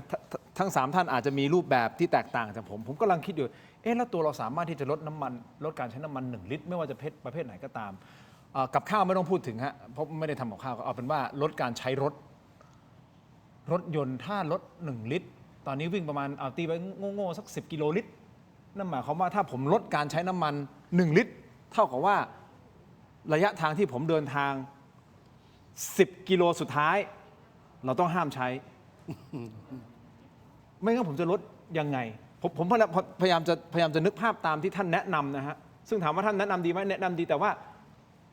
เราจะลดยังไงทีมงานหรือคุณผู้ชมที่ชมรายการอยู่หรือคุณอัธวิทย์ไม่รู้ดร.ทองอยู่ช่วยผมหน่อยได้ไหมฮะว่าลดการใช้น้ำมัน1 ลิตรต่อวันต่อคนต่อครอบครัวลด ความคิดท่านเหมือนกับรัฐมนตรีพลังงานนะฮะคือประหยัดท่านบอกให้ประหยัดเท่าไหร่ประหยัดสัก 10% ใช้ไปแค่ 90% อีก 10% เดิน ยิ่งภาคการขนส่งเป็นไปไม่ได้เลยครับ เพราะว่ารถเนี่ยเราใช้มันเป็นอย่างนี้มาตั้งนาน คือถ้าเลิกลดลงนะ หมายถึงว่าคุณต้องลดจำนวนรถลง ลดภาคการขนส่งลง ลดการเดินทางลง ลดการขนส่งสินค้าลง มันไม่ได้ แต่ถ้าครัวเรือนเนี่ยผมไม่เข้าใจที่ท่านพูดนะอาจจะมอเตอร์ไซค์แว้นหรือเปล่าผมไม่รู้นะ เนี่ยผมก็พยายามที่จะ อาจจะเป็น เอาสิ่งที่ท่านแนะนำ คาฟูว่าผมไม่รู้นะ อาจจะในแนวทางนั้นหรือเปล่าแต่ว่าภาคขนส่งโลจิสติกส์มันเป็นเรื่องที่ยากมาก เพราะว่าน้ำมันเนี่ยเป็นต้นทุนหลักในการขนส่ง เพราะฉะนั้นถ้าจะประหยัดนี่ประหยัดยังไงฮะท่านก็บอกเนี่ยทุกวันนี้จะให้ผมใช้ B20 ผมถาม B20 มันย้อนกลับไปปี 51อ่ะมันรถตอนนี้มันไปยูโรไฟแล้วอ่ะมันใช้เติมแอดบูแล้วมันตัดเรื่องมลภาวะ PM 2.5 ออกฟันดำไม่มีแล้วท่านจะให้กลับไปใช้ฟันดำแบบเดิมซึ่งเราบอกว่ามันเป็นไม่ได้มันมีปัญหาเรื่องค่าซ่อมบำรุงมันมีปัญหาเรื่องสภาพเครื่องยนต์สันดาปภายในมันมีปัญหาเรื่องไอ้ขวาสูบลูกสูบมันยากอ่ะผมคิดว่าถ้าท่านจะบอกว่าใช้ B20 นะเหมือนที่ท่านแนะนำเนี่ยผมว่านู่นไปใช้รถอยู่ในเหมืองอ่ะอยู่ในเหมืองในบ่อดินอ่ะนะอยู่ในเรือประมงกลางทะเลนั่นถูกไหมอันนั้นมันอาจจะพอได้แต่ว่ารถบรรทุกมันยาก เนี่ยเราพยายามจะหาโซลูชัน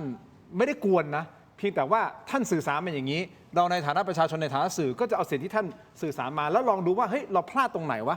ไอ้ครอบครัวละ1 ลิตรเราลดยังไงเพราะถ้าสมมติมันลดได้จริงนะอาจารย์โก้ใช่ไหมจริงที่ท่านพูดนะลดครอบครัวละ1 ลิตรมี10 ล้านครอบครัวคือ10 ล้านลิตรนะถูกไหม10 ล้านลิตรมันเป็นจำนวนเงินมหาศาลใช่ไหมหลายร้อยล้านบาท ท่านทำให้เป็นตัวอย่างแล้วเอารถไฟฟ้ามาใช้นะ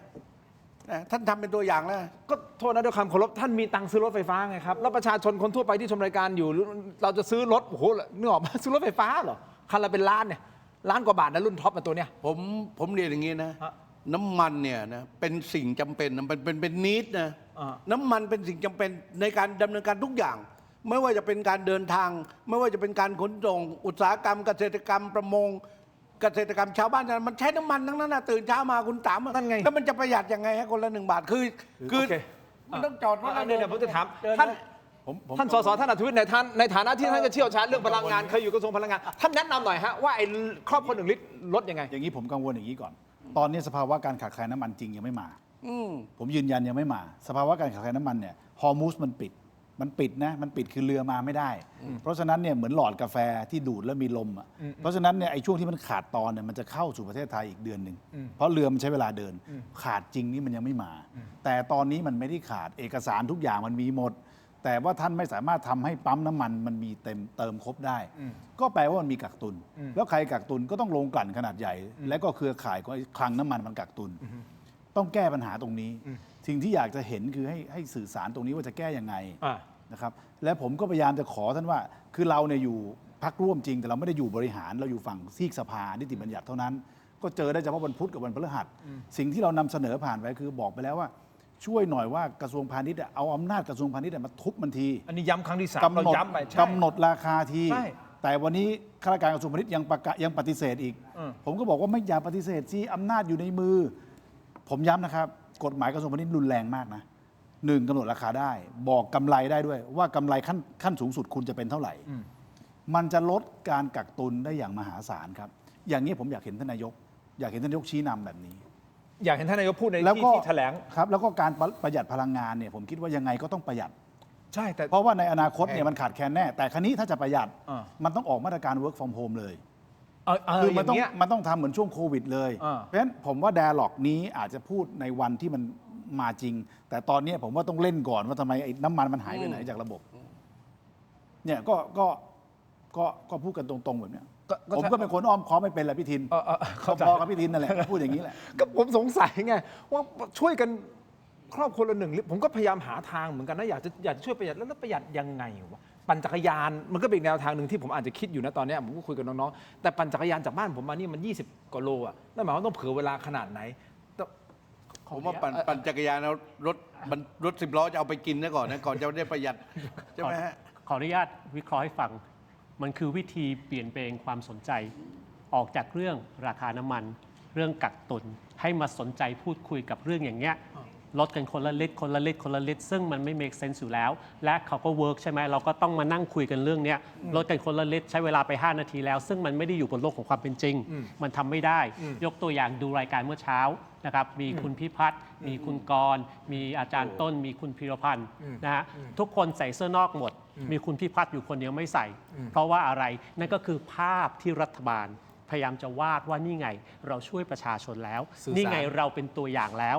ทั้งที่ดูก็เห็นคนอื่นเขาใส่เสื้อนอกก็แสดงว่าเสื้อนอกมันโอเค มีคุณอยู่คนเดียว มันก็เปรียบเสมือนเนี่ยเรื่องให้ประชาชนประหยัดกันคนละลิตรมันเป็นเรื่องที่ไม่เป็นเรื่อง แต่เอาเรื่องขึ้นมาให้ประชาชนโฟกัสกับเรื่องไม่เป็นเรื่องไอ้เรื่องที่ควรจะเป็นเรื่องเนี่ยที่เราทั้ง3คนพูดกันมาชั่วโมงกว่าเนี่ยมันจะได้เบี่ยนเบนความสนใจออกไป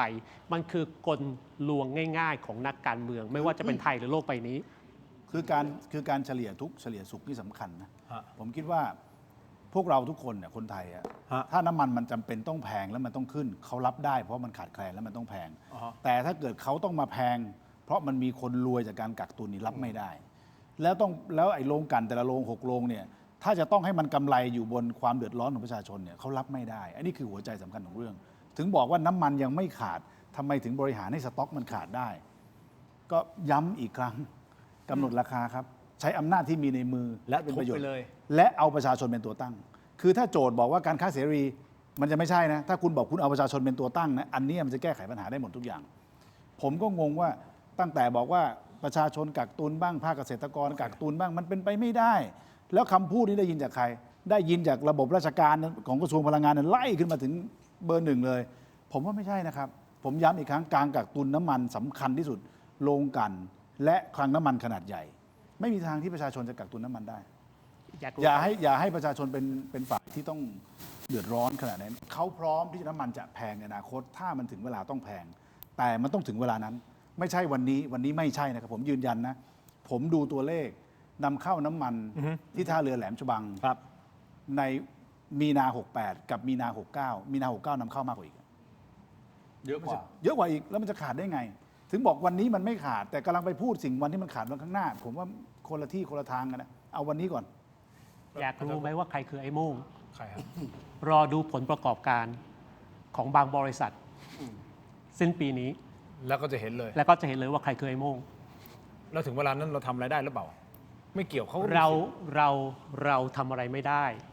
รัฐบาลทำได้ ถ้าจะทำ ผมมองอีกมุมมองนะ ผมว่าเครื่องมือทั้งหมดที่คุณอัศวิทย์พูด หรือเราพูดหลาย ๆ เวทีเนี่ยรัฐบาลขาดความกล้าเรื่องจริงนะไม่มีความกล้ามันคือกลัวไปหมดอะ กลัวอะไรฮะ โอ้โหผมพูดถึงหลายกลุ่มนะ กลัวคนแรกเลย ผมว่ากลัวกลุ่มทุนธุรกิจพลังงานกลัวมากไม่รู้เป็นเพราะอะไรไม่เฉียบขาดแบบยกตัวอย่างนะ ประธานาธิบดีของประเทศจีนนะท่านจัดการผู้มีอิทธิพลทางน้ำมันนะเอาไปติดคุกตลอดชีวิตเลย ทุกวันนี้มีอิทธิพลเหนือรัฐบาลสั่งโน้นสั่งนี้ได้ แต่ประเทศไทยไม่กล้า ผมว่าขาดคือรัฐบาลต้องมีความกล้า ตอนนี้ต้องแก้ไขปัญหาโดยเครื่องมือของท่านมีอยู่ทั้งหมด กฎหมายทุกฉบับถูกไหมฮะเจ้าที่ของรัฐท่านมีพลากรอยู่ตั้ง 3-4 ล้านคนหน่วยงานท่านจัดการได้หมด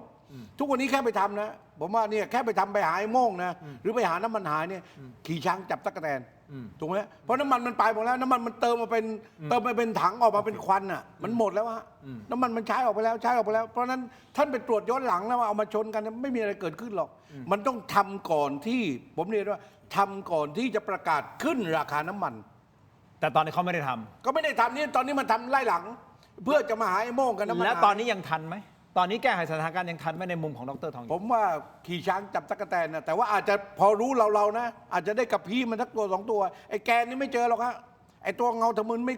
เจอหรอกไอ้ซื้อน้ำมันล่วงหน้ากักตุนราคาและเก่งราคาเนี่ยเขาไปแล้วเขาได้เงินไปหมดแล้วเพราะกองทุนน้ำมันเนี่ยมันไปหายไปหมดแล้วบางคนบอกว่าตอนนี้กองทุนน้ำมันติดลบไปถึง 2-3 หมื่นล้านแล้วตอนนี้เริ่มลดการเอากองทุนน้ำมันเข้าไปซับซิดีน้ำมันแต่ละชนิดลงแต่ว่าผมว่ารัฐบาลยังเกาไม่ถูกที่คันนะมันแก้ปัญหาตรงนี้ยังไม่ได้แต่ท่านนายกเขาก็ไปตรวจปั๊มนะ โอ้ย ตรวจปั๊มนะอย่างนี้นะฮะสถานการณ์น้ำมันคุณผู้ชมครับเริ่มคลี่คลายในหลายพื้นที่ความหมายคือการขาดแคลนมันคลี่คลายนะแม้แต่ท่านนายกเองนะท่านเช่ารถลงพื้นที่ที่จังหวัดนครพนมนะฮะคุณผู้ชมครับไปตรวจปั๊มนะนี่คือท่านฮะแล้วก็มีสวมบทบาทเป็นเด็กปั๊มด้วยนะฮะในการเติมน้ำมันรถด้วยตัวเองนะครับซึ่งท่านนายกยืนยันว่าน้ำมันอ่ะมันมีเพียงพอนะฮะคุณผู้ชมคราวนี้เนี่ยไอ้ภาพนี้แหละฮะคุณผู้ชมมันก็เกิดวิพากษ์วิจารณ์อย่างแซบหลายเลยนะฮะในออนไลน์คุณผู้ชมครับสุ่มแบบใดมีทั้งนักข่าวครับมีข้าราชการระดับสูงกระทรวงมหาดไทยไปรอต้อนรับกันที่ปั๊มกันเต็มปั๊มเลยนะครับคุณผู้ชมซึ่งปัญหาน้ำมันขาดแคลนเริ่มคลี่คลายแล้วหลังจากปรับขึ้นน้ำมัน6 บาทแต่ก็ยังมีข้อสงสัยว่าน้ำมันที่หายไปอย่างที่เราพยายามคุยนะครับมันไปไหนซึ่งรัฐบาลเนี่ยชี้แจงว่าเกิดจากความตื่นตระหนกของประชาชนที่แห่ไปเติมแล้วเราก็พูดคุยในประเด็นนี้แล้วครับว่ามันจริงหรือวันละ10 กว่าล้านลิตรเนี่ยมันมาจากประชาชนหรือมาจากมันอะไรนะกลุ่มคนที่พลังของกลุ่มทุนกลุ่มประชาชนที่ลักลอบน้ำมันไปขายตามชายแดนเป็นไปได้ไหมฮะเป็นไปได้ไหมประเด็นเนี้ยคุณอัธวิทย์เป็นไปได้ไหมที่ลักลอบไปขายน้ำมัน10 กว่าล้านลิตรเนี่ยตามชายแดนเนี่ยเพราะว่าน้ำมันของประเทศเพื่อนบ้านมันแพงกว่าไงเอาของถูกของเราเนี่ยเอาไปขายก็พูดแหมมันก็ไอ้พวกกองทัพมดต่างๆอะมันจะไปได้สักเท่าไหร่นะไอ้เรื่องพวกนี้มันไม่ได้ไปได้มหาศาลขนาดนั้นแล้วก็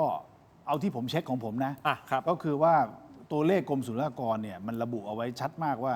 เรือน้ำมันขนาดใหญ่เนี่ยปีนี้ไม่มี พอเขาสั่งห้ามส่งออกไม่มีการส่งออกเรือน้ำมันขนาดใหญ่เลยนะครับอันนี้ชัดเจนมาก ครับ แล้วมันแปลกไหมประเทศเรากลั่นน้ำมันได้วันละ1 ล้านบาร์เรล1 ล้านบาร์เรลเนี่ยเวลาทอนกลับมาก็ประมาณสัก150 ล้าน159 ล้านลิตรอะไรอย่างเงี้ยแล้วไม่ส่งออกด้วยส่งออกเฉพาะแต่พม่ากับลาว2 ประเทศซึ่งใช้น้อย แล้วมันขาดได้ยังไงพี่ทินแล้วมันขาดได้ยังไง มันก็กลับมาสู่ที่เราคุยกันมาตั้งแต่ต้น คือ แล้ว ตอนเนี้ย วิทย์ ที่ผมบอกว่ามันกักเอาไว้เป็นล็อตเป็นขั้นบันไดนี่พอกะว่าเดี๋ยวอีก3 วันเปลี่ยนราคาขึ้นอีก อีก3 วันขยับราคาขึ้นอีกเพราะฉะนั้นถ้าเรารู้อยู่แล้วว่าเฮ้ยเดี๋ยวขยับราคาขึ้น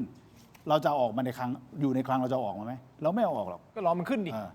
เพราะฉะนั้นผมถึงบอกไงว่าถ้ากระทรวงพาณิชย์กล้าใช้อำนาจในการตรึงราคา ทุบ ล็อกเลยตุ้มเลยที่3สมมุตินะล็อกดีเซล38 บาทไอ้ตัวที่เตรียมไปซื้อไว้ที่40กะจะไปขาย43อ่ะตาย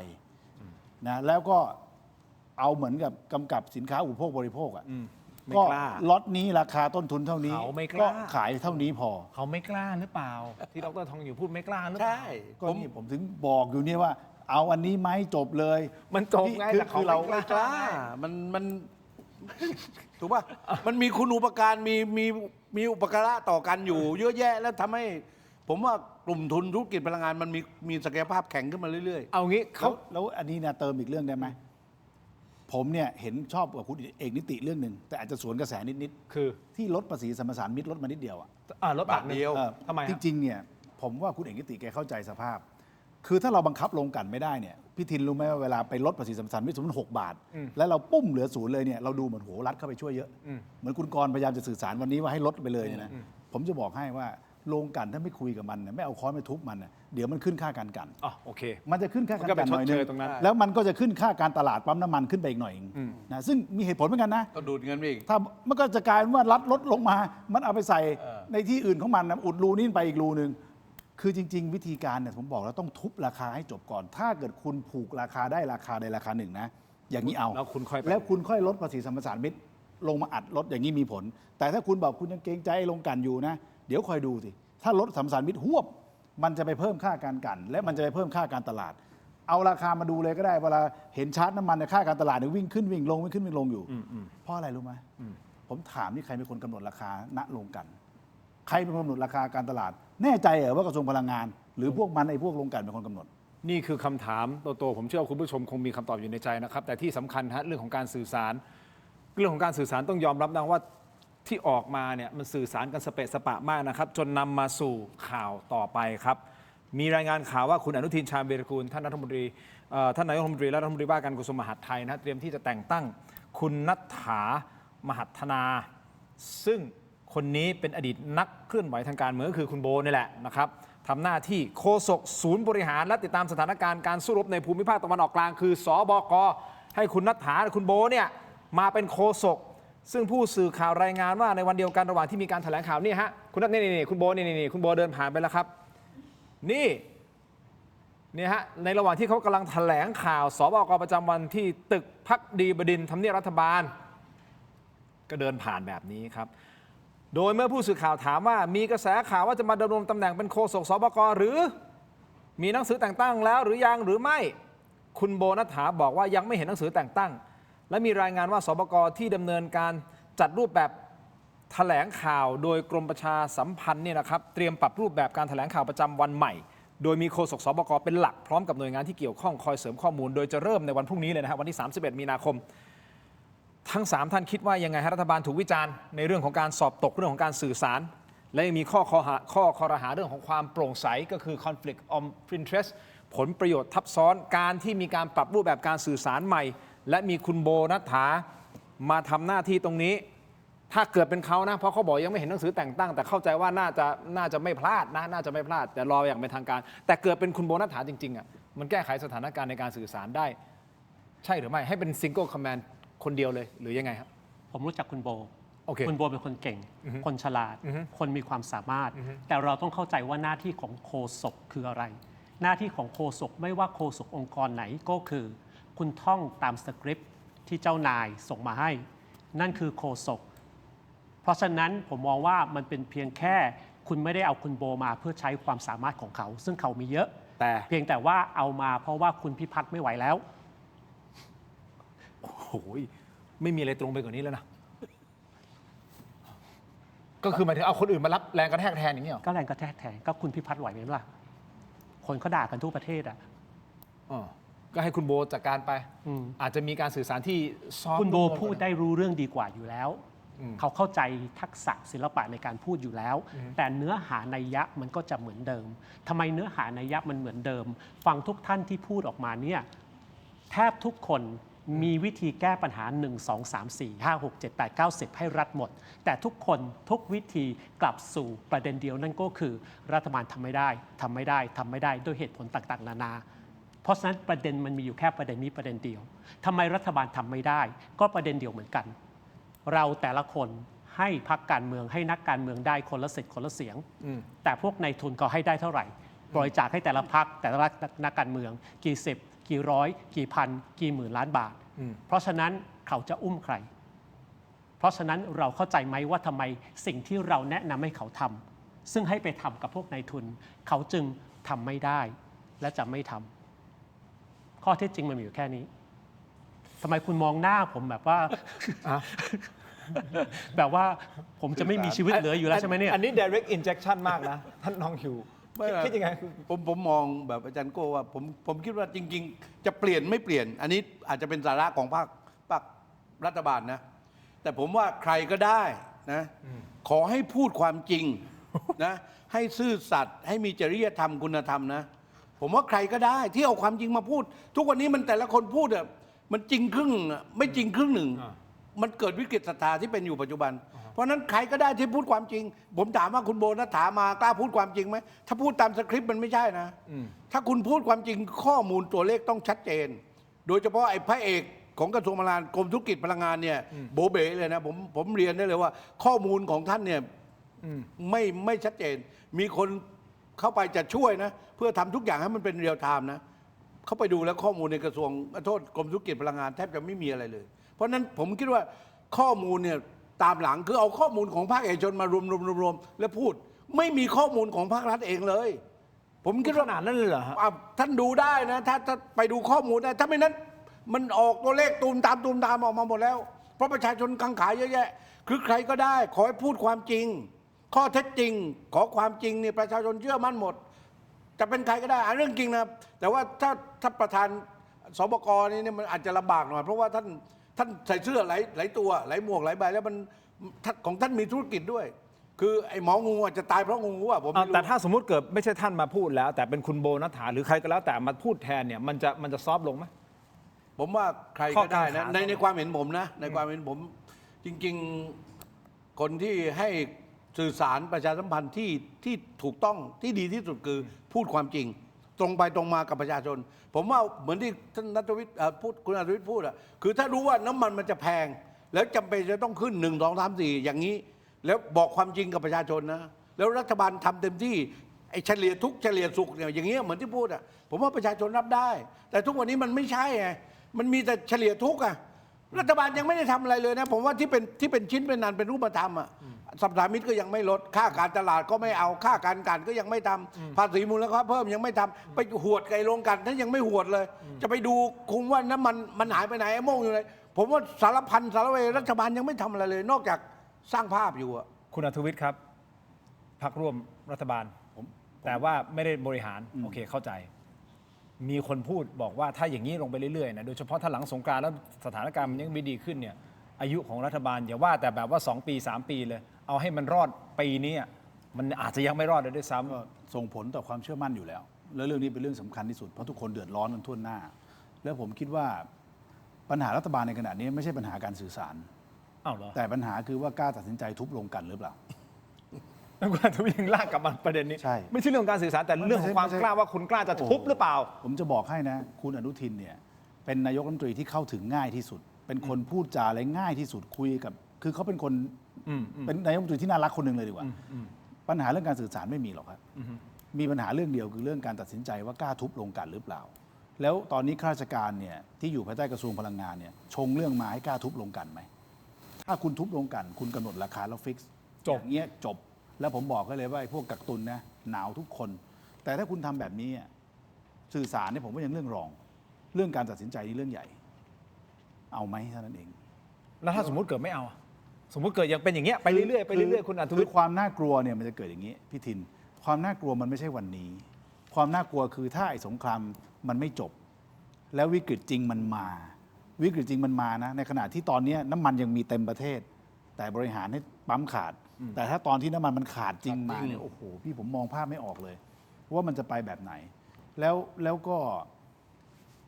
มันหนัก เดี๋ยว นะ นะคุณอัธวิทย์ วันนี้ยังไม่ได้ของจริงนะ ว่าอันนี้ไม่ใช่ของจริง อืม แต่น้ำมันยังขาดถูกไหมแต่มันไม่ได้ขาดจริง วันนี้เป็นการเตรียมตัวเพื่อรองรับสถานการณ์น้ำมันขาดแคลน น้ำมันมันขาด ผม มันไม่ ผมขอคิดแบบกวนๆนะกวนเท้านะเอ๊ะหรือว่ารัฐบาลกำลังจะทำให้เราคุ้นชินกับการขาดน้ำมันในอนาคต ในเวลาสถานการณ์มาจริง เออผมมอง ๆ ผมไม่คือ น้ำมันยังไม่ได้ขาดจริง แต่ดูเหมือนน้ำมันขาด แต่ยังไม่ได้ขาดจริงใช่ไหมคุณอัธวิทย์ ก็มันเป็นการเตรียมตัว ใช่ ไง ไง คืออย่างที่บอกอะชื่อมันถึงชื่อกฎหมายพระราชกำหนดมันถือแก้ไขและป้องกันสภาวะขาดแคลนเนี่ย เพราะว่าตอนนี้มันเป็นการป้องกันสภาวะขาดแคลน แต่ขนาดยังไม่มาจริงนะยังโหดขนาดนี้ เพราะฉะนั้นผมกังวลมากเลยนะคือบอกเลยว่าโดยมารยาทแล้วเนี่ยผมเป็นพรรคร่วมรัฐบาลเนี่ยผมก็ไม่ควรจะออกมาพูดเลยมากนัก แต่ว่าถ้าผมไม่พูด แล้วผมปล่อยให้ข้าราชการประจำนำเสนอเรื่องผ่านไปถึงท่านรัฐมนตรีผ่านไปถึงท่านนายกรัฐมนตรีแบบนี้เนี่ยผมไม่สบายใจ ไม่งั้นจะเป็นผู้แทนไปทำไม คุณต้องคิดถึงประชาชน แล้วผมเอง ก่ ผ น มก็ไม่ได้พูดเฉพาะผ่านสื่อนะ เออ ผมก็พูดกับท่านว่าที่รัฐมนตรีคุณเอกนัทพร้อมพันธ์ด้วย โทรคุยกับทุกวันยกเว้นวันนี้ยังไม่ได้โทรมานั้นนะก็โทรบอกทุกวันว่ามาตรการนั้นควรจะเป็นอย่างนี้ควรจะเป็นอย่างนี้ ผมพูดตลอด คือเพราะอะไรเพราะตอนอยู่กระทรวงพลังงานเรารู้ถึงเวลา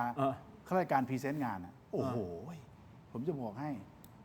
หน้าจอนี่เต็มไปด้วยเอกสาร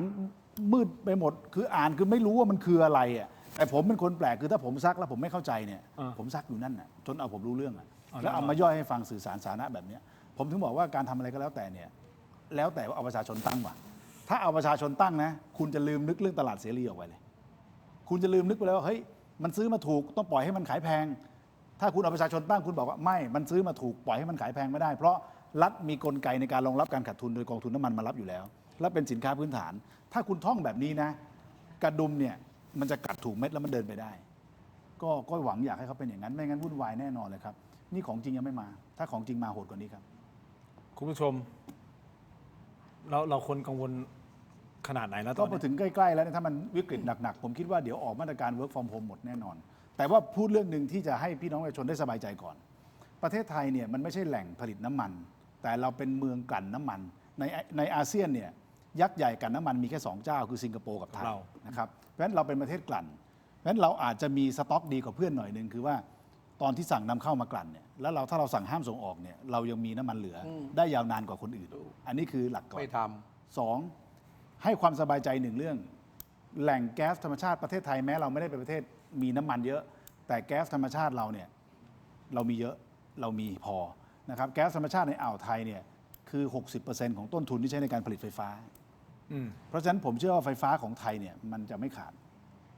มันจะไม่ขาดราคาจะมีปรับขึ้นบ้างเล็กน้อย แต่คิดว่าอยู่ในลักษณะของการควบคุมได้ เพราะแก๊สธรรมชาติเนี่ยเรามีทรัพยากรที่ดี ประเทศไทยนี่ทรัพยากรดี อยู่ที่คนบริหารละแล้วถ้าเกิด work from home ก็จะเป็นอีกเรื่องหนึ่งแต่ที่พูดอย่างนี้เพราะจะอย่างน้อยก็ให้สื่อสารสาธารณะล่ะว่า โอเค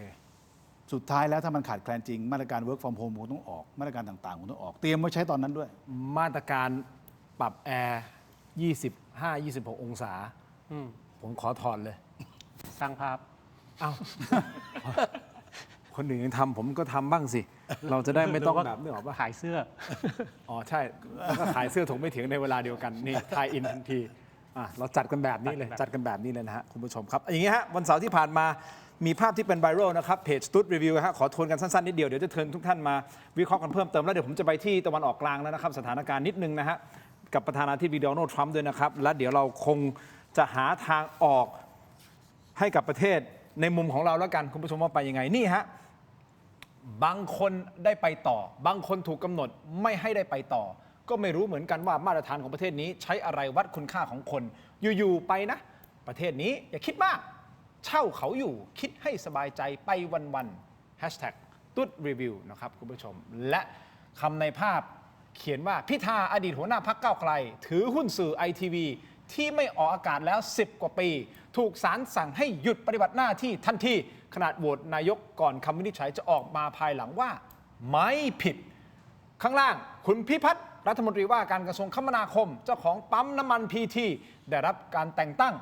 จากนายกให้ดูแลวิกฤตน้ำมัน แม้มีเสียงวิพากษ์วิจารณ์กันนะฮะว่าในเรื่องของผลประโยชน์ทับซ้อนประเทศที่มาตรฐานถูกผิดขึ้นอยู่กับคุณเป็นคนของใคร แชร์กันกระหน่ำใช่ป่ะโบกดไลค์กันกระหน่ำกดไลค์ 1.3 แสนอาจารย์โก้ ครับผม ยังอึ้งอยู่ใช่ไหม จะถามอะไร ผมไม่รู้ว่าการสื่อสารทางการเมืองของรัฐบาลมันจะต้องสื่อสารยังไงอ่ะกับการที่ไอ้ภาพนี้มันบ่งบอกอะไรหลายอย่างเนาะโดยที่เราตัดว่าไม่ได้อิงว่าการเมืองใครเป็นแฟนคลับใครไม่ต้องนะ เอาแค่แบบข้อความที่เขาเขียน ผมสรุปให้สั้นๆไหม ปัก เชิญ เบย มีอยู่2 คนในภาพนั้น ครับ คนหนึ่งบอกว่าต้องแก้โครงสร้าง อืม อีกคนหนึ่งคือโครงสร้าง คนที่ต้องแก้ก็ต้องออกไป คนที่คือโครงสร้างก็เรืองอำนาจต่อ และประชาชนก็ซวยไป1+1 เป็น 2 ทั้งหมดเท่ากับนี่แหละประเทศไทย จบ สั้นๆได้ใจความ ด็อกเตอร์คือผมก็ไม่อยากจะเหมือนเขาเรียกว่า broken record นะหมายถึงว่า ครับ ไอ้ ผม แผ่นเสียงตกร่องไปเรื่อยๆนะคุณอัธวิทย์เพราะว่าสุดท้ายนั่นคือสิ่งที่เราเจอณตอนนี้เราต้องอยู่กับสิ่งนี้อีกนานแค่ไหนอะเราต้องอยู่กับไอ้สถานการณ์แบบนี้อีกนานแค่ไหนหรือเขารอให้แบบว่าเฮ้ยสงกรานต์แล้วทุกคนไปแฮปปี้แล้วเดี๋ยวจะได้ลืมๆไปแล้วกลับมาจากสงกรานต์แล้วก็มาด่าต่อนี่เหรอ ผมเรียกอย่างนี้ว่าอาจจะเป็นคำพังเพยแบบใจค่าของคนอยู่ที่คนของใครนะผมว่าชัดเจนนะคือประเทศไทยมันอยู่ด้วยระบบ2 มาตรฐานมายาวนาน มันอยู่ด้วยระบบอุปถัมภ์มายาวนาน มันอยู่ด้วยระบบคือมันไม่รู้จะพูดยังไงประเทศไทยคือเหมือนกับว่าไร้มาตรฐานโครงสร้างของประเทศอ่ะมันเป็นเรื่องใหญ่มากนะผมว่าจริง ๆเหมือนคนพูดระยะหลังบอกว่าเฮ้ยไอ้องค์กรเขาเรียกว่าองค์กรตามรัฐธรรมนูญน่ะนะองค์กรอิสระมันอิสระจริงหรือเปล่าหรือมันถูกครอบไปหมดแล้วอันนี้ในความหมายผมนะมันทำให้ประเทศไทยประชาชนเริ่มคิดและเริ่มมองว่ามันไร้ความหวังอะเพราะว่าระบบยุติธรรมเนี่ยเป็นระบบที่อยู่กับสังคมไทยมานานนะครับ แต่ถ้าระบบยุติธรรมถูกสั่นคลอน โดยค่าของคนอยู่ที่คนของใครเนี่ยนะครับ ผมว่านี่คือไม่ต้องถามหาจริยธรรมคุณธรรมนะไม่ต้องถามหาไอ้รัฐธรรมนูญที่ไปบอกว่าแรงๆอะนะขาดจริยธรรมอะไรเนี่ย ผมว่า โอ้โหไม่รู้นะอันนี้อันมองจากมุมมองประชาชนภาคประชาสังคมมองนี้จริงๆ โอเค คุณอัธวิทย์ครับ รัฐบาลมักจะมี เมื่อกี้ตอบภาพเมื่อกี้หน่อย อ๋อโอเคโอเค ผมเข้าใจว่าคุณพิธาแกไม่ได้โดนคดี แกรอดคดี ITV ไม่ใช่เหรอ ใช่เขาบอกเขาถึงเขียนไงว่าตอนหลังเห็นป่ะก่อนวินิจฉัยออกมาว่าภายหลังว่าไม่ผิดไงคือ แต่ คุณพิธาเขารอ สั่ ด งหยุดปฏิบัติหน้าที่ใช่ เขาได้บอกสื่อสารเขาว่าแกไม่ผิดคดี ใช่แกไม่ ITV ผิดใช่ แล้ว แต่กำลังจะบอกไงว่า โดนไปก่อนแล้ว แต่โดนไปก่อนไงแต่กำลังจะบอกกำลังจะสื่อสาร นี่คือเมืองใดไง เข้าใจว่ากำลังจะสื่อสารว่าคนที่รู้สึกว่ามี conflict of interest ก็คือผลประโยชน์ทับซ้อนเนี่ย ครับ ก็คือคุณคือคุณพิพัฒน์เนี่ยจริงๆตามกฎหมายเนี่ยแกก็รัฐมนตรีมันถือหุ้นไม่ได้ ก็ไม่ได้ถือหุ้น แกก็ไม่ได้ถือแกก็ไปฝากไว้ตามกฎหมายกำหนด แกก็เลยเป็นได้แต่ความจริงแล้วเนี่ยก็ไม่เหมาะที่แกจะมานั่งเป็นประธานดูเรื่องนี้เอง เพราะถึงแม้ว่าโอนหุ้นไปแล้วเนี่ยก็ไม่เหมาะอยู่ดี แล้วมันเป็นถึงเรื่องความเชื่อมั่นนะผมถึงพูดย้ำกี่ทีว่าคนที่ควรจะมานั่งคุมคือคุณสุปจีก็วกกลับมาเรื่องเดิมว่าทำไมผมถึงบอกว่าควรจะอยู่ที่พาณิชย์ พรุ่งนี้ แล้วเป็นคำแนะนำจากความรู้สึกลึกๆเลยว่า คนที่เขาไม่ได้เป็นนักการเมืองเขาไม่ได้มีส่วนเกี่ยวพันเนี่ยเขาควรจะมานั่งคุม แต่ท่านสุปจี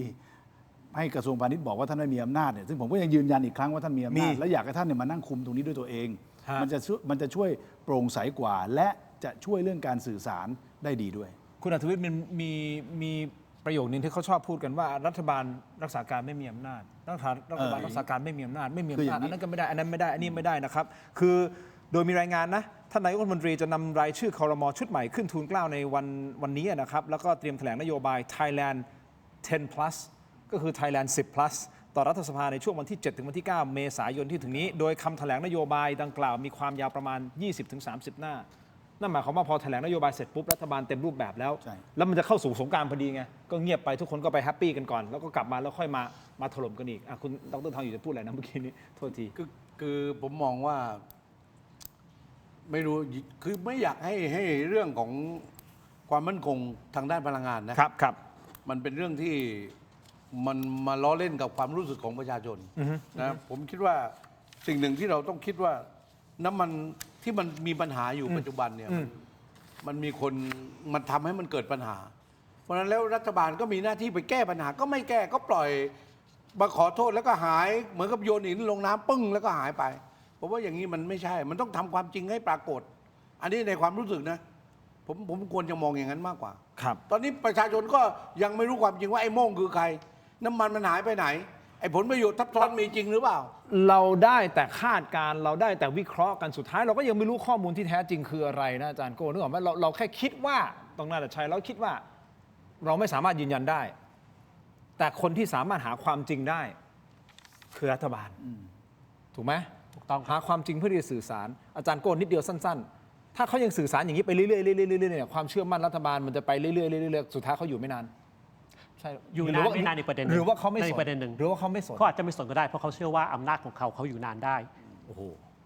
เพราะอย่างที่เคยพูดไงคุณคุมทั้งสภาล่างทั้งสภาบน คุณคุมทุกองค์กรอิสระ อุ้ย กองทัพไม่ปฏิวัติตุลาการไม่รัฐประหาร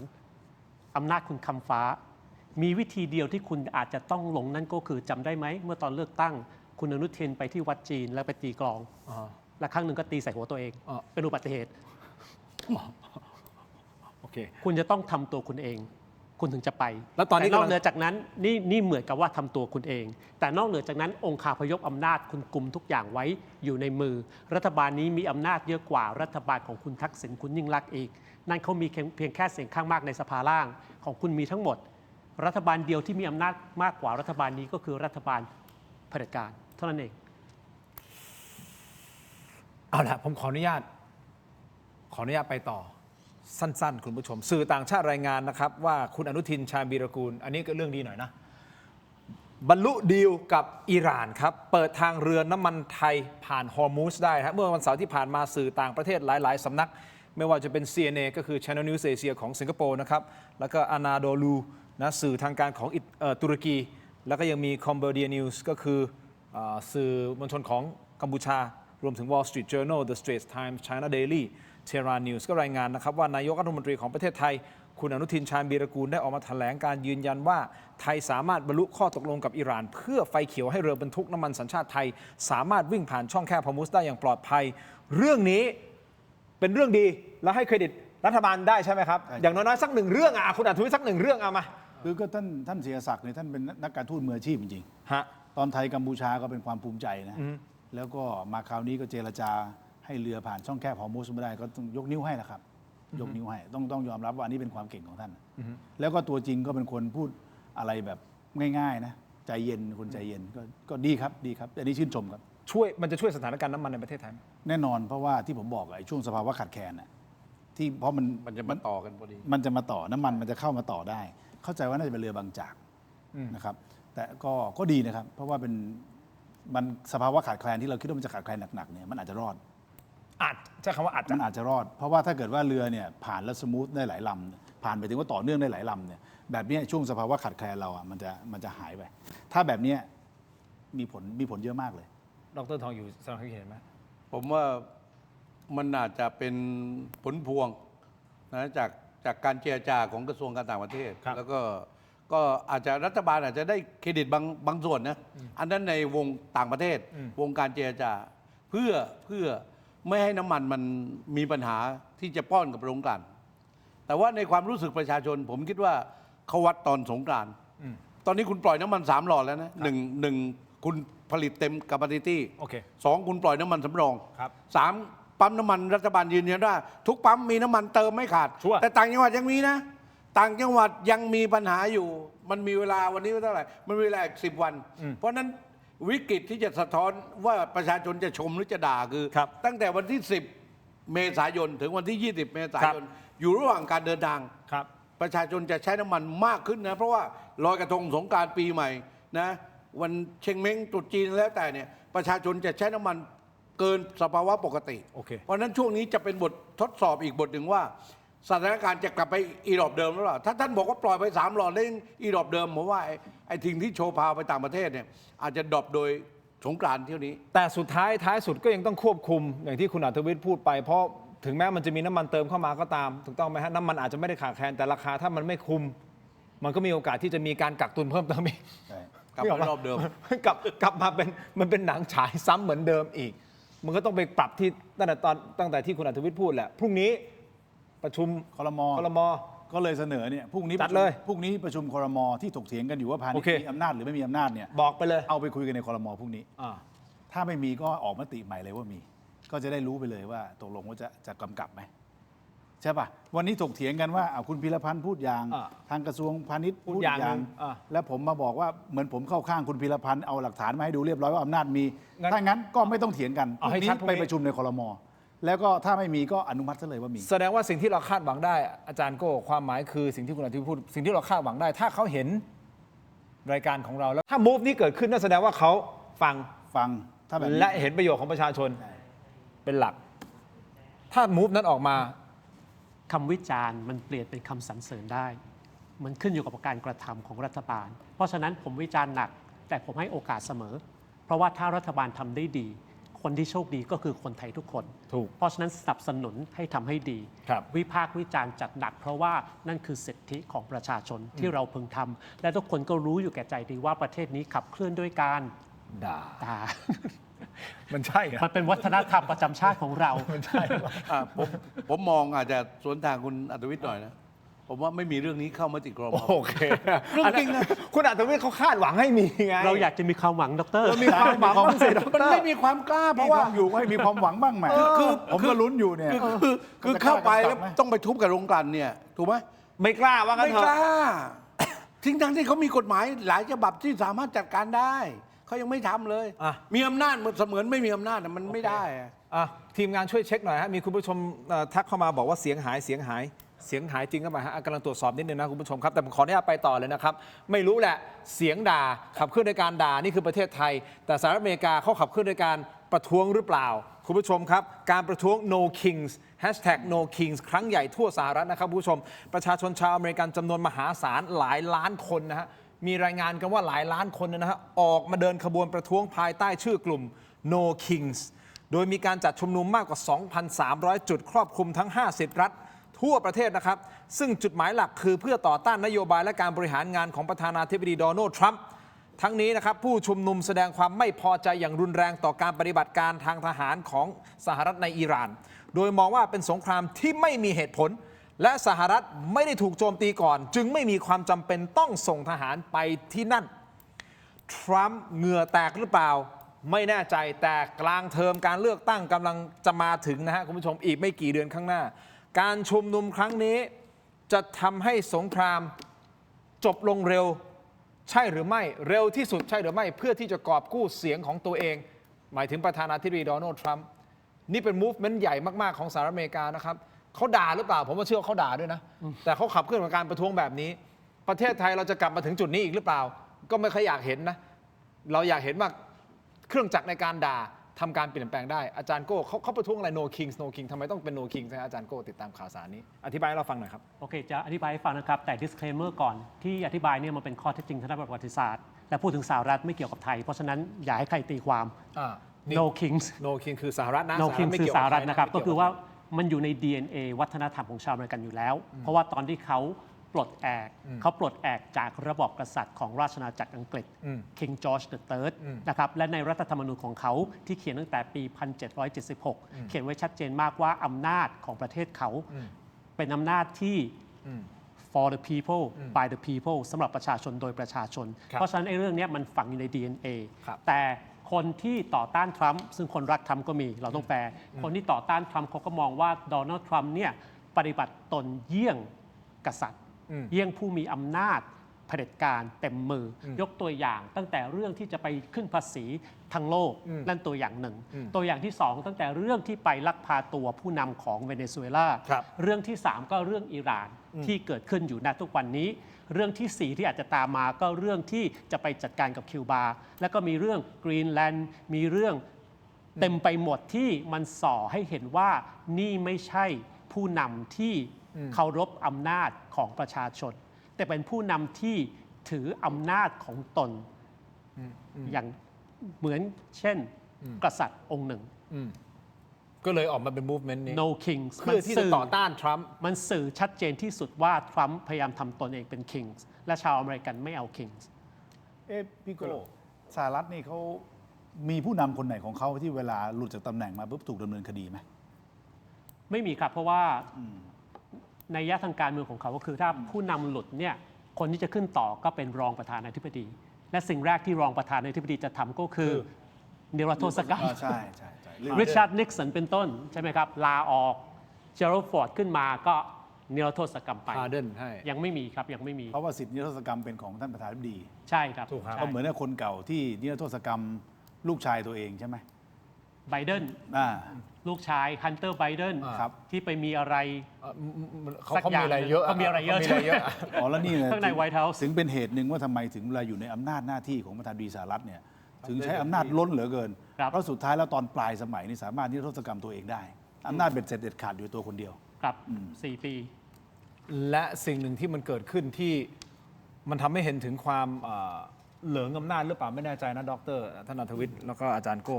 ทำให้ประธานาธิบดีทรัมป์เขารู้สึกว่าเขาสามารถที่จะพูดอะไรก็ได้ทำอะไรก็ได้บนโลกใบนี้เขาใหญ่ที่สุดเขา number one ของโลกไม่ใช่ number one ประเทศเขานะ number one ประเทศคือเรื่องของประเทศเขาใช่ไหมแต่คือ number one ของโลกแล้วเผลอๆอาจจะคิดว่าตัวเองเป็น number one ของจักรวาลก็ได้นะครับหยามพูดหยามไม่รู้คุณอัธวิทย์ได้เห็นคลิปนี้หรือเปล่าที่ประธานาธิบดีโดนัลด์ทรัมป์พูดนะครับ หยาม เป็นซาอุ หยามกษัตริย์ใช่ฮะเจ้าชายซาอุคุณผู้ชมครับ กลางเวทีสัมมนาเลยนะฮะ คือใช้คำว่า โทษนะฮะ kiss my ass เลยนะฮะ อันนี้โหดมากนะครับ คุณผู้ชมเมื่อวันศุกร์ที่ผ่านมา วันศุกร์ที่ 27 มีนาคม คือเขาเป็นคนใช้คำนี้กับผู้นำประเทศไหนก็แล้วแต่อยู่แล้วถูกต้องไหมฮะแต่เขาใช้นะฮะคุณผู้ชมครับ ที่โรงแรมนะครับในย่านไมอามีบีชรัฐฟลอริดานะครับเหตุการณ์นี้เกิดขึ้นกลางเวทีสัมมนาด้านการลงทุน ซึ่งเป็นเวทีที่ได้รับการสนับสนุนงบประมาณจากทางซาอุดิอาระเบีย ย้อนแย้งไหมนะฮะทรัมป์ได้กล่าวสุนทรพจน์ในบรรยากาศที่น่าอึดอัดนะฮะสื่อต่างชาติเขาระบุไว้อย่างนี้นะว่าน่าอึดอัดนะครับคุณผู้ชมโดยทรัมป์กล่าวถึงเจ้าชายซาลมานนะครับก็คือโมฮัมหมัดบินซาลมานนะครับว่าเขาเคยประเมินผมผิดไปโดยประโยคที่เป็นไวรัลและถูกวิพากษ์วิจารณ์อย่างหนักก็คือสุดท้ายเขาต้องมาจูบก้นผมก็คือ kiss my ass นี่นะฮะเขาใช้คำนี้เลยนะครับซึ่งเป็นการสื่อสารที่ให้เห็นว่าในที่สุดผู้นำซาอุก็ต้องยอมจำนนหรือเข้าหาตนแหละ หลังจากการกล่าวถ้อยคำรุนแรงนี้นะคุณผู้ชมทรัมป์ก็พยายามลดความแข็งกร้าวลงโดยหันมากล่าวชื่นชมเจ้าชายบินซาลมานว่าเป็นคนฉลาดเป็นคนธรรมดาคนหนึ่งไปฟังเสียงครับ There, we bonded. He would grab me to get up. He was a little frail at the time, and this was a long time ago, and he's still doing well. And he'd grab my arm to get up when I was sitting next to him. And they said that's the only time he's ever grabbed anybody. He would grab me all the time. And I said, I think he likes me. And he did like me, and he still likes me. And he's a great man, and say hello to him. He's a great guy with a great son. But a short time ago, we were together, and he looked at me, and he said, you know, it's amazing. 1 year ago, you were a dead country. Now you're the hottest country anywhere in the world. He didn't think this was going to happen. He didn't think he'd be kissing my ass. He really didn't. He thought he'd be just another American president that was a loser, where the country was going downhill. But now he has to be nice to me. You tell him he better be nice to me. There. แบบ เป็นไงสื่อสารทางการเมืองแบบนี้ สื่อสารกับคือไม่ว่ากับใครก็ตามไม่ว่ากับผู้นำอะไรก็ตามพูดลักษณะแบบนี้คือมันทำให้เห็นเขาว่าทำให้เห็นว่าเขาเรืองเขารู้สึกเขาเหลิงกับความ powerful ของเขามากขนาดนั้นเลยเหรอ มันหลุดไปหรือยังไง มันไม่ได้หลุดหรอกครับเมื่ออาทิตย์ที่แล้วเขาก็พูดไม่ใช่เหรอว่าทางอิหร่านเนี่ยติดต่อเข้ามาอยากจะให้เขาไปเป็นผู้นำสูงสุด คือทรัมป์ณจุดนี้คือพูดอะไรก็ได้แล้ว คือระบบสมองนี่ไม่มีการกลั่นกรอง นึกอะไรก็หลุดจากปากมาเลย เขาถึงประท้วง no king คือคุณทำตนแบบไม่มีความรับผิดชอบ เพราะฉะนั้นณตอนนี้เนี่ยทรัมป์ เป็นคนที่อันตรายที่สุดในโลกคนหนึ่ง เพราะว่าคุณไม่สามารถที่จะเดาว่าเขาคิดอะไร จะพูดอะไร หรือจะทำอะไร คนที่อันตรายอย่างมาก น่ากลัว เขาถึงประท้วงกันที่อเมริกา อูนี่ถ้าคราวที่แล้วที่เขาให้โนเบลอ่ะมันมีอยู่ช่วงที่ทรัมป์เบรกสงครามได้หลายสงครามอ่ะ7-8 สงครามเบรกได้หลายอันเลยนะ แล้วแกไปเป็นนอมินีเสนอไอ้ตัวรางวัลโนเบล ถ้าโนเบลได้ทรัมป์ได้ไปคราวนั้นยุ่งเลย เพราะอีกปีนึงโอ้โหลบแหลกลานเลย คนละคนเหมือนคนละคนเลยอ่ะ หรืออาจจะเป็นเพราะว่าไม่ได้ ต้นปีกับ หรืออาจจะเป็นเพราะไม่ได้เขาก็เลยแบบเอาว่ามึงไม่ให้กูใช่ไหมเดี๋ยวกูจัดหนักเลย ปีที่ 1 กับปีที่ 2 ยังกับคนละคนเลย คือ ไม่น่า โลก เชื่อ โลกทั้งใบมีแค่ 2 คนที่อยากจะให้โนเบลวันนั้น คือ คุณเซนกับคุณมาเน็ต คุณจะได้โนเบลยังไง คุณไปประกาศสงครามกันทั่วไปหมดน่ะอย่างไทยกับกัมพูชาคุณมาคุณบังคับให้เซ็นสัญญา คุณบินกลับไปอะไรเกิดขึ้น เราก็รบกันต่อ แล้วใครจะไปให้โนเบลของคุณ เนี่ยครับคุณผู้ชมครับท่านประธานาธิบดีโดนัลด์ทรัมป์พูดอย่างนี้กับท่านมกุฎราชกุมารและนายกรัฐมนตรีแห่งราชอาณาจักรซาอุดิอาระเบียนะครับท่านมูฮัมหมัดเจ้าชายมูฮัมหมัดบินซอลมานนะครับนี่คือชื่อเต็มของท่านนะฮะ อาจจะมองว่าท่านเหลืองอำนาจนะเพราะท่านคุมทั้งสภาบนสภาล่างเหมือนกันนะได้เสียงข้างมากเหมือนกัน ใช่ครับ เพราะฉะนั้นเขาก็แทบจะขาดทางอำนาจทางรัฐสภานะก็อันนี้ก็คล้ายกับของประเทศไทยว่าผมไม่รู้นะ คะแนนไม่ขาดเท่าไหร่พี่ มีปัญหาอยู่เลยตอนโหวตงบประมาณจำได้ไหมตอนที่โหวตไอ้ สภาบน พระราชบัญญัติงบประมาณของเขาอ่ะมีชัดดาวน์ไปอยู่สักพักหนึ่งบริหารแผ่นดินไม่ได้สักพักหนึ่งผมว่า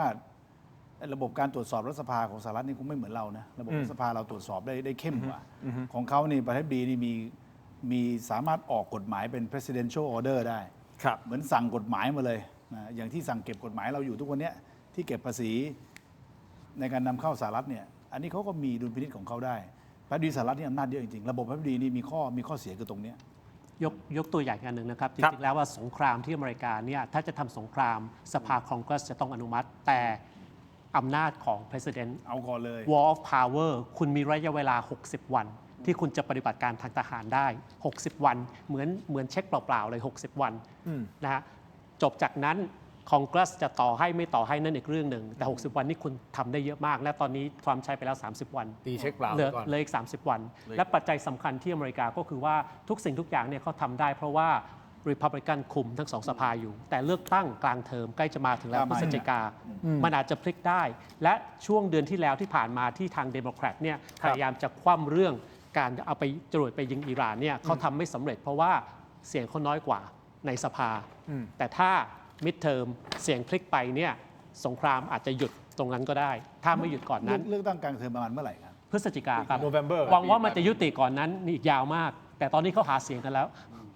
จะยุติก่อนหรือเปล่าไม่แน่ใจคุณผู้ชมครับ แต่ถ้าไม่ยุตินะคุณผู้ชมครับงานใหญ่เข้าบ้านเราอีกนะฮะขออีกประเด็นเดียวสั้นๆครับเพราะอันนี้เป็นประเด็นสำคัญก็คือยึดเกาะคาร์กคุณผู้ชมครับ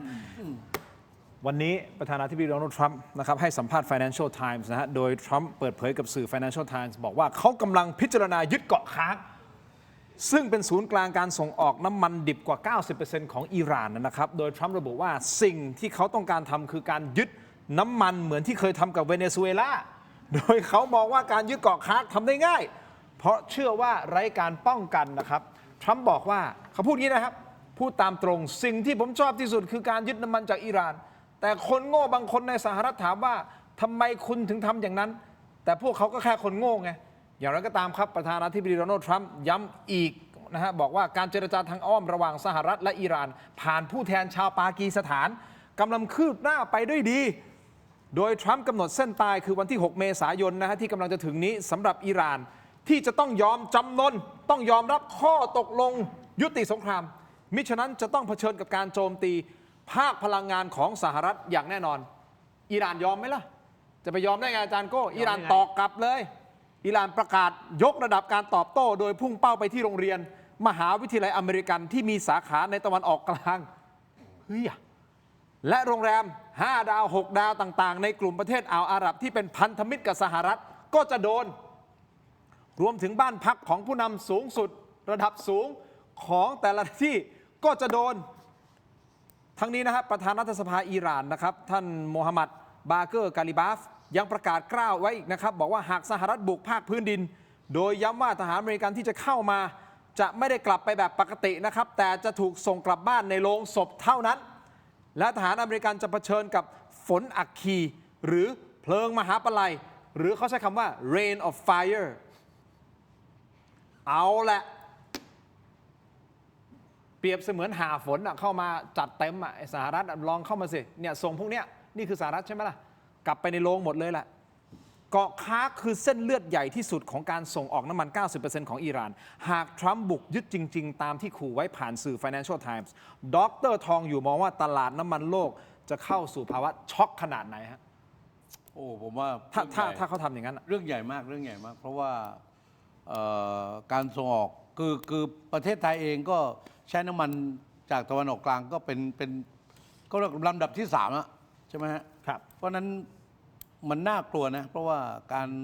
ปิดช่องแคบเบอร์มุดก็ดี การไปยึดเกาะคาร์กเนี่ยผมว่าปนปี้ทั้งโลกอะไม่ใช่เฉพาะประเทศไทยนะผมว่าสถานการณ์น้ำมันดิบเนี่ยจะมีคือไม่มีทางที่จะเป็นภาวะปกติเป็นไม่ได้เลย แล้วสงครามอาจจะยืดเยื้อด้วย เพราะว่าการที่ไปรบภาคพื้นดินนะส่งทหารเข้าไปยึดอย่างเงี้ยผมว่าอเมริกาก็ต้องหนาวพอสมควรนะแล้วที่สำคัญคือส่งผลกระทบเรื่องพลังงานน้ำมันดิบของทั้งโลกเลย ผมคิดว่ามีปัญหาด้วย แล้วเมื่อเฮอร์มุสมีปัญหาทะเลแดง ซึ่งมันมีคนจ่อที่จะไปจัดการที่ทะเลแดงเพราะนั้นโดนทั้งสองที่นะวิกฤตพลังงานจะเกิดขึ้นจริง ๆ ทีนี้ ผมว่าถ้าเกิดขนาดนี้นะโอกาสที่จะเกิดสงครามโลกมีความน่าจะเป็นได้สูงนะอันนี้มองถึงขนาดนี้ เพราะว่าถ้าถึงขนาดยึดเกาะแล้วไอ้ปรมาณูเนี่ยนิวเคลียร์เนี่ยอาจจะได้เห็นกันนะ อาจจะมีการกดปุ่ม อาจจะมีการกดปุ่มกันหรือยังไง ผมคิดว่า หรือไม่ก็พี่เบิ้มคนที่2คนที่3ต้องออกมามี acting อย่างใดอย่างหนึ่งแน่นอน เพราะว่าสมมุติว่าประเทศจีนก็มีปัญหาแน่นอนรัสเซียก็มีปัญหาถึงแม้คุณตอนนี้คุณจะแอบส่งยุทธปัจจัยบางสิ่งบางอย่างไปให้เนี่ยแน่นอนเมื่อถึงขนาดนั้นเนี่ยประเทศมหาอำนาจอันดับ2อันดับ3ก็ต้องตัดสินใจว่าจะทำยังไง จัดแน่ถ้าเป็นอย่างนั้นถ้าถึงขั้น คาดเดาว่าน่าจะเป็นในทิศทางนั้น แล้ว โอเค ความสุขของคนในโลกจะไม่มีเลยครับ อัน ซึ่ง ต ตอน ราย นี้ก็ไม่ค่อยสุขมากเท่าไหร่ อันนี้อันตรายฮะอันตราย ตอนนี้ยังสุกๆดิบๆอยู่บ้างนะ แต่ว่าถ้าเกิดสถานการณ์แบบนั้นนะโอกาสยากนะมาก ครับคุณอัธวิทย์มีอะไรจะเสริมไหมในประเด็น ก็โลกมันเป็นโลกาภิวัตน์ไปแล้ว มันเป็น globalization มันเป็นการพึ่งพากันใน ครับ แต่ละภูมิภาค เราก็เอาความมั่นคงทางพลังงานไปพึ่งพาในตะวันออกกลางซะส่วนมาก เพราะฉะนั้นถ้าเกิดว่าตะวันออกกลางมีการโดนตัดออกจาก มันอาจจะไม่ลามไปสงครามโลกหรอกแต่มันอาจจะโดนตัดออกไปจากห่วงโซ่ประทานไปเลยเพราะฉะนั้นถ้าเป็นอย่างนั้นปุ๊บโอ้โหแต่ละประเทศก็ต้องเปลี่ยนนโยบายกันจ้าละวันละผมคิดว่าถ้าเกิดว่าสหรัฐเดินหน้า หรือว่าอิหร่านเดินหน้าทำอย่างที่พูดจริงเนี่ยมันเป็นการทำลายฐานรากเศรษฐกิจของเขาทำมันย้อนหลังไปไม่ต่ำกว่า5 ปี 10 ปีเลยนะถ้าเป็นอย่างนั้นปุ๊บโอ้โหเรื่อง เขาก็หนักนะถ้าเขาทำเขาก็หนักตัวเขาเองก็โดนกัน เขาก็หนักทั้งสองฝ่ายหนักทั้งคู่ ถ้าเป็นอย่างนั้นผมคิดว่าเศรษฐกิจโลกถดถอยอีกยาวนานเลย แต่ถ้าพูดถึงว่าใครจะเช็คกันเอาจริงๆถ้าเอาสหรัฐกับอิหร่านผมว่าอิหร่านเขาไม่ถอยนะ ผมว่า ถ้าอัดกันจริงๆหมัดต่อหมัดเพราะอิหร่านมาเถอะเพราะเขาเตรียมการมาต้องกี่สิบปีแล้วเขาพร้อมที่จะ คือ แลก ดูทรงแล้วผมว่าสหรัฐเนี่ยอยากถอยใจจะขาดอยู่แล้ว แล้วการเดินทางไปตะวันออกกลางนี่ไม่ง่ายนะเพราะว่าเขาต้องเอาเรือรบหลวงนำไปก่อนถูกไหมแล้วการส่งของมาการส่งซัพพลายคนเนี่ยแล้วถ้าเกิดขณะนี้จะมีการเลือกตั้งกลางเทอมที่พูดกันอยู่เนี่ยนะแล้วการเกณฑ์ทหารดีพลอยทหารเอาเคลื่อนพลเข้ามาใส่เข้าไปอีกเนี่ยผมว่าสหรัฐมีปัญหาสุดท้ายแล้วก็ทรัมป์นั่นแหละต้องยอมแต่ยอมยังไงแล้วไม่เสียฟอร์มตอนนี้ก็พยายามจะโชว์พาวว่าเป็นประเทศที่แข็งแกร่งที่สุดในโลกอยู่นะก็ผมคิดว่าสงครามใจผมนะผมคิดว่ามันจะไม่บานปลายไปถึงขั้นนั้นเพราะถ้าบานปลายไปถึงขั้นนั้นเนี่ยไม่มีความคุ้มทุนในทั้งสิ้นในการทำสงครามคราวนี้เลยสำหรับสหรัฐอเมริกา เสียเงินเสียทองได้แต่เสียหน้าไม่ได้สำหรับประธานาธิบดีโดนัลด์ทรัมป์เพราะฉะนั้นทางออกจะออกยังไง อาจารย์โก้ด้วยความเคารพสั้นๆ นิดเดียว คนออกมาประท้วงที่ดินจะได้ขายของคนออกมาประท้วงเยอะแยะเหลือเกิน แต่ทำไมทรัมป์ยังสื่อสารแบบนี้ถ้ายังมุทะลุดุดันว่าจะไปยึดเกาะค้างนู่นนี่นั่นจะแบบทำไมยังทำอย่างนี้อยู่ คือเกมมันยังไม่จบนะครับ ทุกคำขู่แม้กระทั่งการเคลื่อนพลเข้าไปเนี่ยมันคือการเจรจา โอ้ ถ้าคุณไม่ยอม 1 2 3 ผมจะจัดการคุณนะ โอเค ถ้าคุณไม่ยอม 4 5 6 ผมจะจัดการคุณนะ ครับ และสิ่งที่อิหร่านขู่กลับมาก็คือเจรจาเหมือนกันว่าเราจะไม่ยอม และถ้าคุณโจมตีพลังงานน้ำจืดของเราก็จะโจมตีของคุณมั่ง ณ ตอนนี้เจรจากันไป เจรจากันมา ดูซะว่าใครจะได้เปรียบมากกว่ากัน แล้วค่อยเข้าโต๊ะเจรจา โดยมีจีน มีปากีสถานและอื่นๆ เข้ามาร่วมไกล่เกลี่ยด้วย ซึ่งผมก็หวังว่ามันจะยุติภายในเดือน 2 เดือนนี้ ถ้าทุกคนฟังเหตุและผลซึ่งกันและกัน มันมีคนกลางที่เป็นปากีสถานจริง ๆ หรือเปล่าในการ ปากีสถานตอนนี้เป็นคนกลางอยู่ครับ แล้วก็ไอ้เงื่อนไขของทรัมป์15 เงื่อนไขนั่นน่ะ 16 คือปากีสถานเขาเป็นคนเอาไปให้อิหร่านจริง ๆ อันนี้ข่าวยืนยันแล้ว เพราะฉะนั้นณตอนนี้ปากีสถานเป็นตัวกลาง จีนเองก็ท่าทีอยากใช้ยุติ หวังอี้ออกมาพูดเองว่าอยากใช้ยุติ อยากใช้เจรจา เพราะฉะนั้นอิหร่านก็ใช่ว่าไม่มีแรงกดดัน แต่หน้าฉากการละครไม่ว่าโลกนี้หรือในประเทศไทยมันก็คือการละคร คุณจะต้องพูดเก่งไว้ก่อน คุณจะต้องขู่ไว้ก่อน คุณจะต้องเป็นพระเอกไว้ก่อน อีกประเด็นเดียวสั้นๆ เดี๋ยวคุณอัธวิทย์พวกเราจะได้ move กันนะฮะ นิดเดียวเลือกทั้ง mid term กลางเทอมของสหรัฐสำคัญกับโดนัลด์ทรัมป์ขนาดไหนครับ ถ้าเขาแพ้เขาไม่ได้ลงเลือกตั้ง มันจะเป็นเลือกตั้งสภาล่างสภาบน ก็คือว่าถ้าแพ้เนี่ยเดโมแครตก็จะได้กลุ่มเสียงข้างมากทั้งสองสภา ซึ่งหมายความว่าทรัมป์จะทำอะไรตามอำเภอใจไม่ได้แล้ว ข้อที่ ข้อที่ 1 ใช่ไหมฮะ ข้อที่ 2 ก็คือว่าถ้าทางฝั่งเดโมแครตอยากจะยื่นมติถอดถอนทรัมป์ออกจากตำแหน่ง เขาก็สามารถยื่นมติถอดถอนได้ กฎกติกาเขาก็คือคอนเกรสเทียบเท่าสสก็จะตรวจสอบรวบรวมหลักฐาน แล้วก็ยื่นไปให้เซเนตเทียบเท่าสวแต่เลือกตั้งไม่ได้ลากตั้งอันนั้นข้อแตกต่าง โอเค ซึ่งขอโทษทุกคนนิดนึง ต้องมีแถม ต้องมีนิดนึง เลือกตั้งแต่ไม่ได้ลาก เซ ตั้ง เนต โอเค ก็จะเป็นเหมือนคล้ายๆผู้พิพากษาแล้วก็เป็นลูกขุน ก็จะตัดสินว่าถอดถอนหรือไม่ถอดถอน ทีนี้ในประวัติศาสตร์เนี่ยมันเคยมีการ impeach มาแล้ว 3 คน คนแรกแอนดรูว์จอห์นสัน 200 กว่าปีไปแล้ว แต่เขาคุมเซเนตก็เลยไม่ได้ถอดถอนไม่สำเร็จ คนที่ 2 บิลคลินตันยุค 90 เนอะน่าจะจำกันได้เรื่องโมนิกาเลวินสกี้นั่นแหละเหมือนกันไม่สำเร็จก็ไม่ถอดถอน คนที่ 3 ก็คือทรัมป์ซึ่งทรัมป์ก่อนหน้านี้เคยโดนมาแล้ว 2 รอบ แต่ว่าก็ไม่ถูกถอดถอน นี่อาจจะเป็นครั้งที่ 3 และก็หวังว่าจะถูกถอดถอน ใครหวัง เดโมแครต ผมว่าคนทั้งโลกหวังยกเว้นถ้าคุณเป็นมาก้า ถ้าคุณเป็นอเมริกาเฟิร์สคุณไม่หวัง แต่ที่เหลือผมว่าหวัง แต่ตอนนี้ผมหวังว่าให้ทุกท่านมีคอที่ชุ่ม โอ้ขอบคุณครับ ชุ่มฉ่ำนะ ขอบคุณครับ ชุ่มฉ่ำนะฮะอาจารย์โก้ครับ ขออนุญาตนะคุณผู้ชมครับ ขอบคุณเม็ดอมซิงพลัสผลิตภัณฑ์ไมบาซินจากเกรเตอร์ฟาร์มามี 3 สูตรที่มีคุณประโยชน์จากวิตามินหลากหลายชนิดนะครับเม็ดอมซิงพลัสวิตามินซีและโคคิวเทนกลิ่นองุ่นมะนาวเม็ดอมซิงพลัสลูทีนและบิวเบอรี่กลิ่นแบล็คเคอร์เรนต์เม็ดอมซิงพลัสเบต้ากลูแคนกลิ่นสตรอเบอรี่นะครับซึ่งมีส่วนช่วยในการทำหน้าที่ของระบบภูมิคุ้มกันและกระบวนการต่อต้านอนุมูลอิสระ ถ้าเจ็บคอไอหรืออยากเสริมภูมิคุ้มกันนะครับเลือกไมบาซินจากเกรเตอร์ฟาร์มาหาซื้อได้ที่ร้านสะดวกซื้อซุปเปอร์มาร์เก็ตและร้านขายยาทั่วประเทศไมบาซินจากเกรเตอร์ฟาร์มาก้าวสู่60 ปีอย่างมั่นคงและยั่งยืนนะครับขอบคุณไมบาซินนะฮะที่อยู่เคียงข้างถกไม้เถียงนะครับขอบคุณมากๆนะครับถ้าน้ำมันขึ้นถึงลิตรละ50 บาท 60 บาทดีเซลเนี่ยผมว่าดรครับ เป็นลม เราต้อง เลย ดมฮะเราต้องดมอมเสร็จปุ๊บหายเจ็บคอดมต่อครับคุณอัตวิทย์ ครับ เรารอลุ้นนะว่าพรุ่งนี้ประชุมครมเขาจะ มีหรือเปล่า เอาเข้าไว้ป่ะ เอาเข้าหรือเปล่านะฮะอ่ะขอบคุณนะครับอ้วยอันโอสถนะครับแต่ขอแนะนำยาน้ำแก้ร้อนในเขากุยจากอ้วยอันโอสถนะครับบรรเทาไข้ตัวร้อนทานได้ทั้งเด็กและผู้ใหญ่นะครับมีจำหน่ายตามร้านขายยาทั่วประเทศ อ่านคำเตือนในฉลากและเอกสารกำกับผลิตภัณฑ์ก่อนใช้นะครับนี่คือยาน้ำแก้ร้อนในเขากุยจากอ้วยอันโอสถนะฮะขอบคุณอ้วยอันโอสถนะครับที่อยู่เคียงข้างถกไม่เถียงนะครับของดีและยาดมที่ผมให้ไปนี่คือยาดมสมุนไพรตรามังกรทองจากอ้วยอันโอสถเช่นเดียวกันนะครับนี่เขากุยฮะของดีครับต่อกันที่ยาธาตุน้ำขาว 49 บาทฝาสีฟ้าตราหารคู่มาตรฐานสากลนะครับหาซื้อได้ง่ายตามร้านขายยาแผนปัจจุบันทั่วไปนะครับราคาเพียง 49 บาทเข้าถึงง่ายนะครับอันนี้พอระดมเสร็จปุ๊บอาจจะท้องอืดท้องเฟ้อนะฮะเพราะไม่ได้กินข้าวหรือเปล่าผมไม่แน่ใจ กินไปเมื่อคืนเลย เอาละฮะของดีนะนี่ของดีนะของดีนะนี่นะฮะยาธาตุน้ำขาว 49 บาทฝาสีฟ้าตราหารคู่มาตรฐานสากลครับราคาเพียง 49 บาทเข้าถึงง่ายจาก HK Pharmaceutical แก้ท้องอืดท้องเฟ้อรักษาลำไส้อักเสบนะครับฆ่าเชื้อโรคในลำไส้ด้วยนะครับขอบคุณมากๆครับยาธาตุน้ำขาว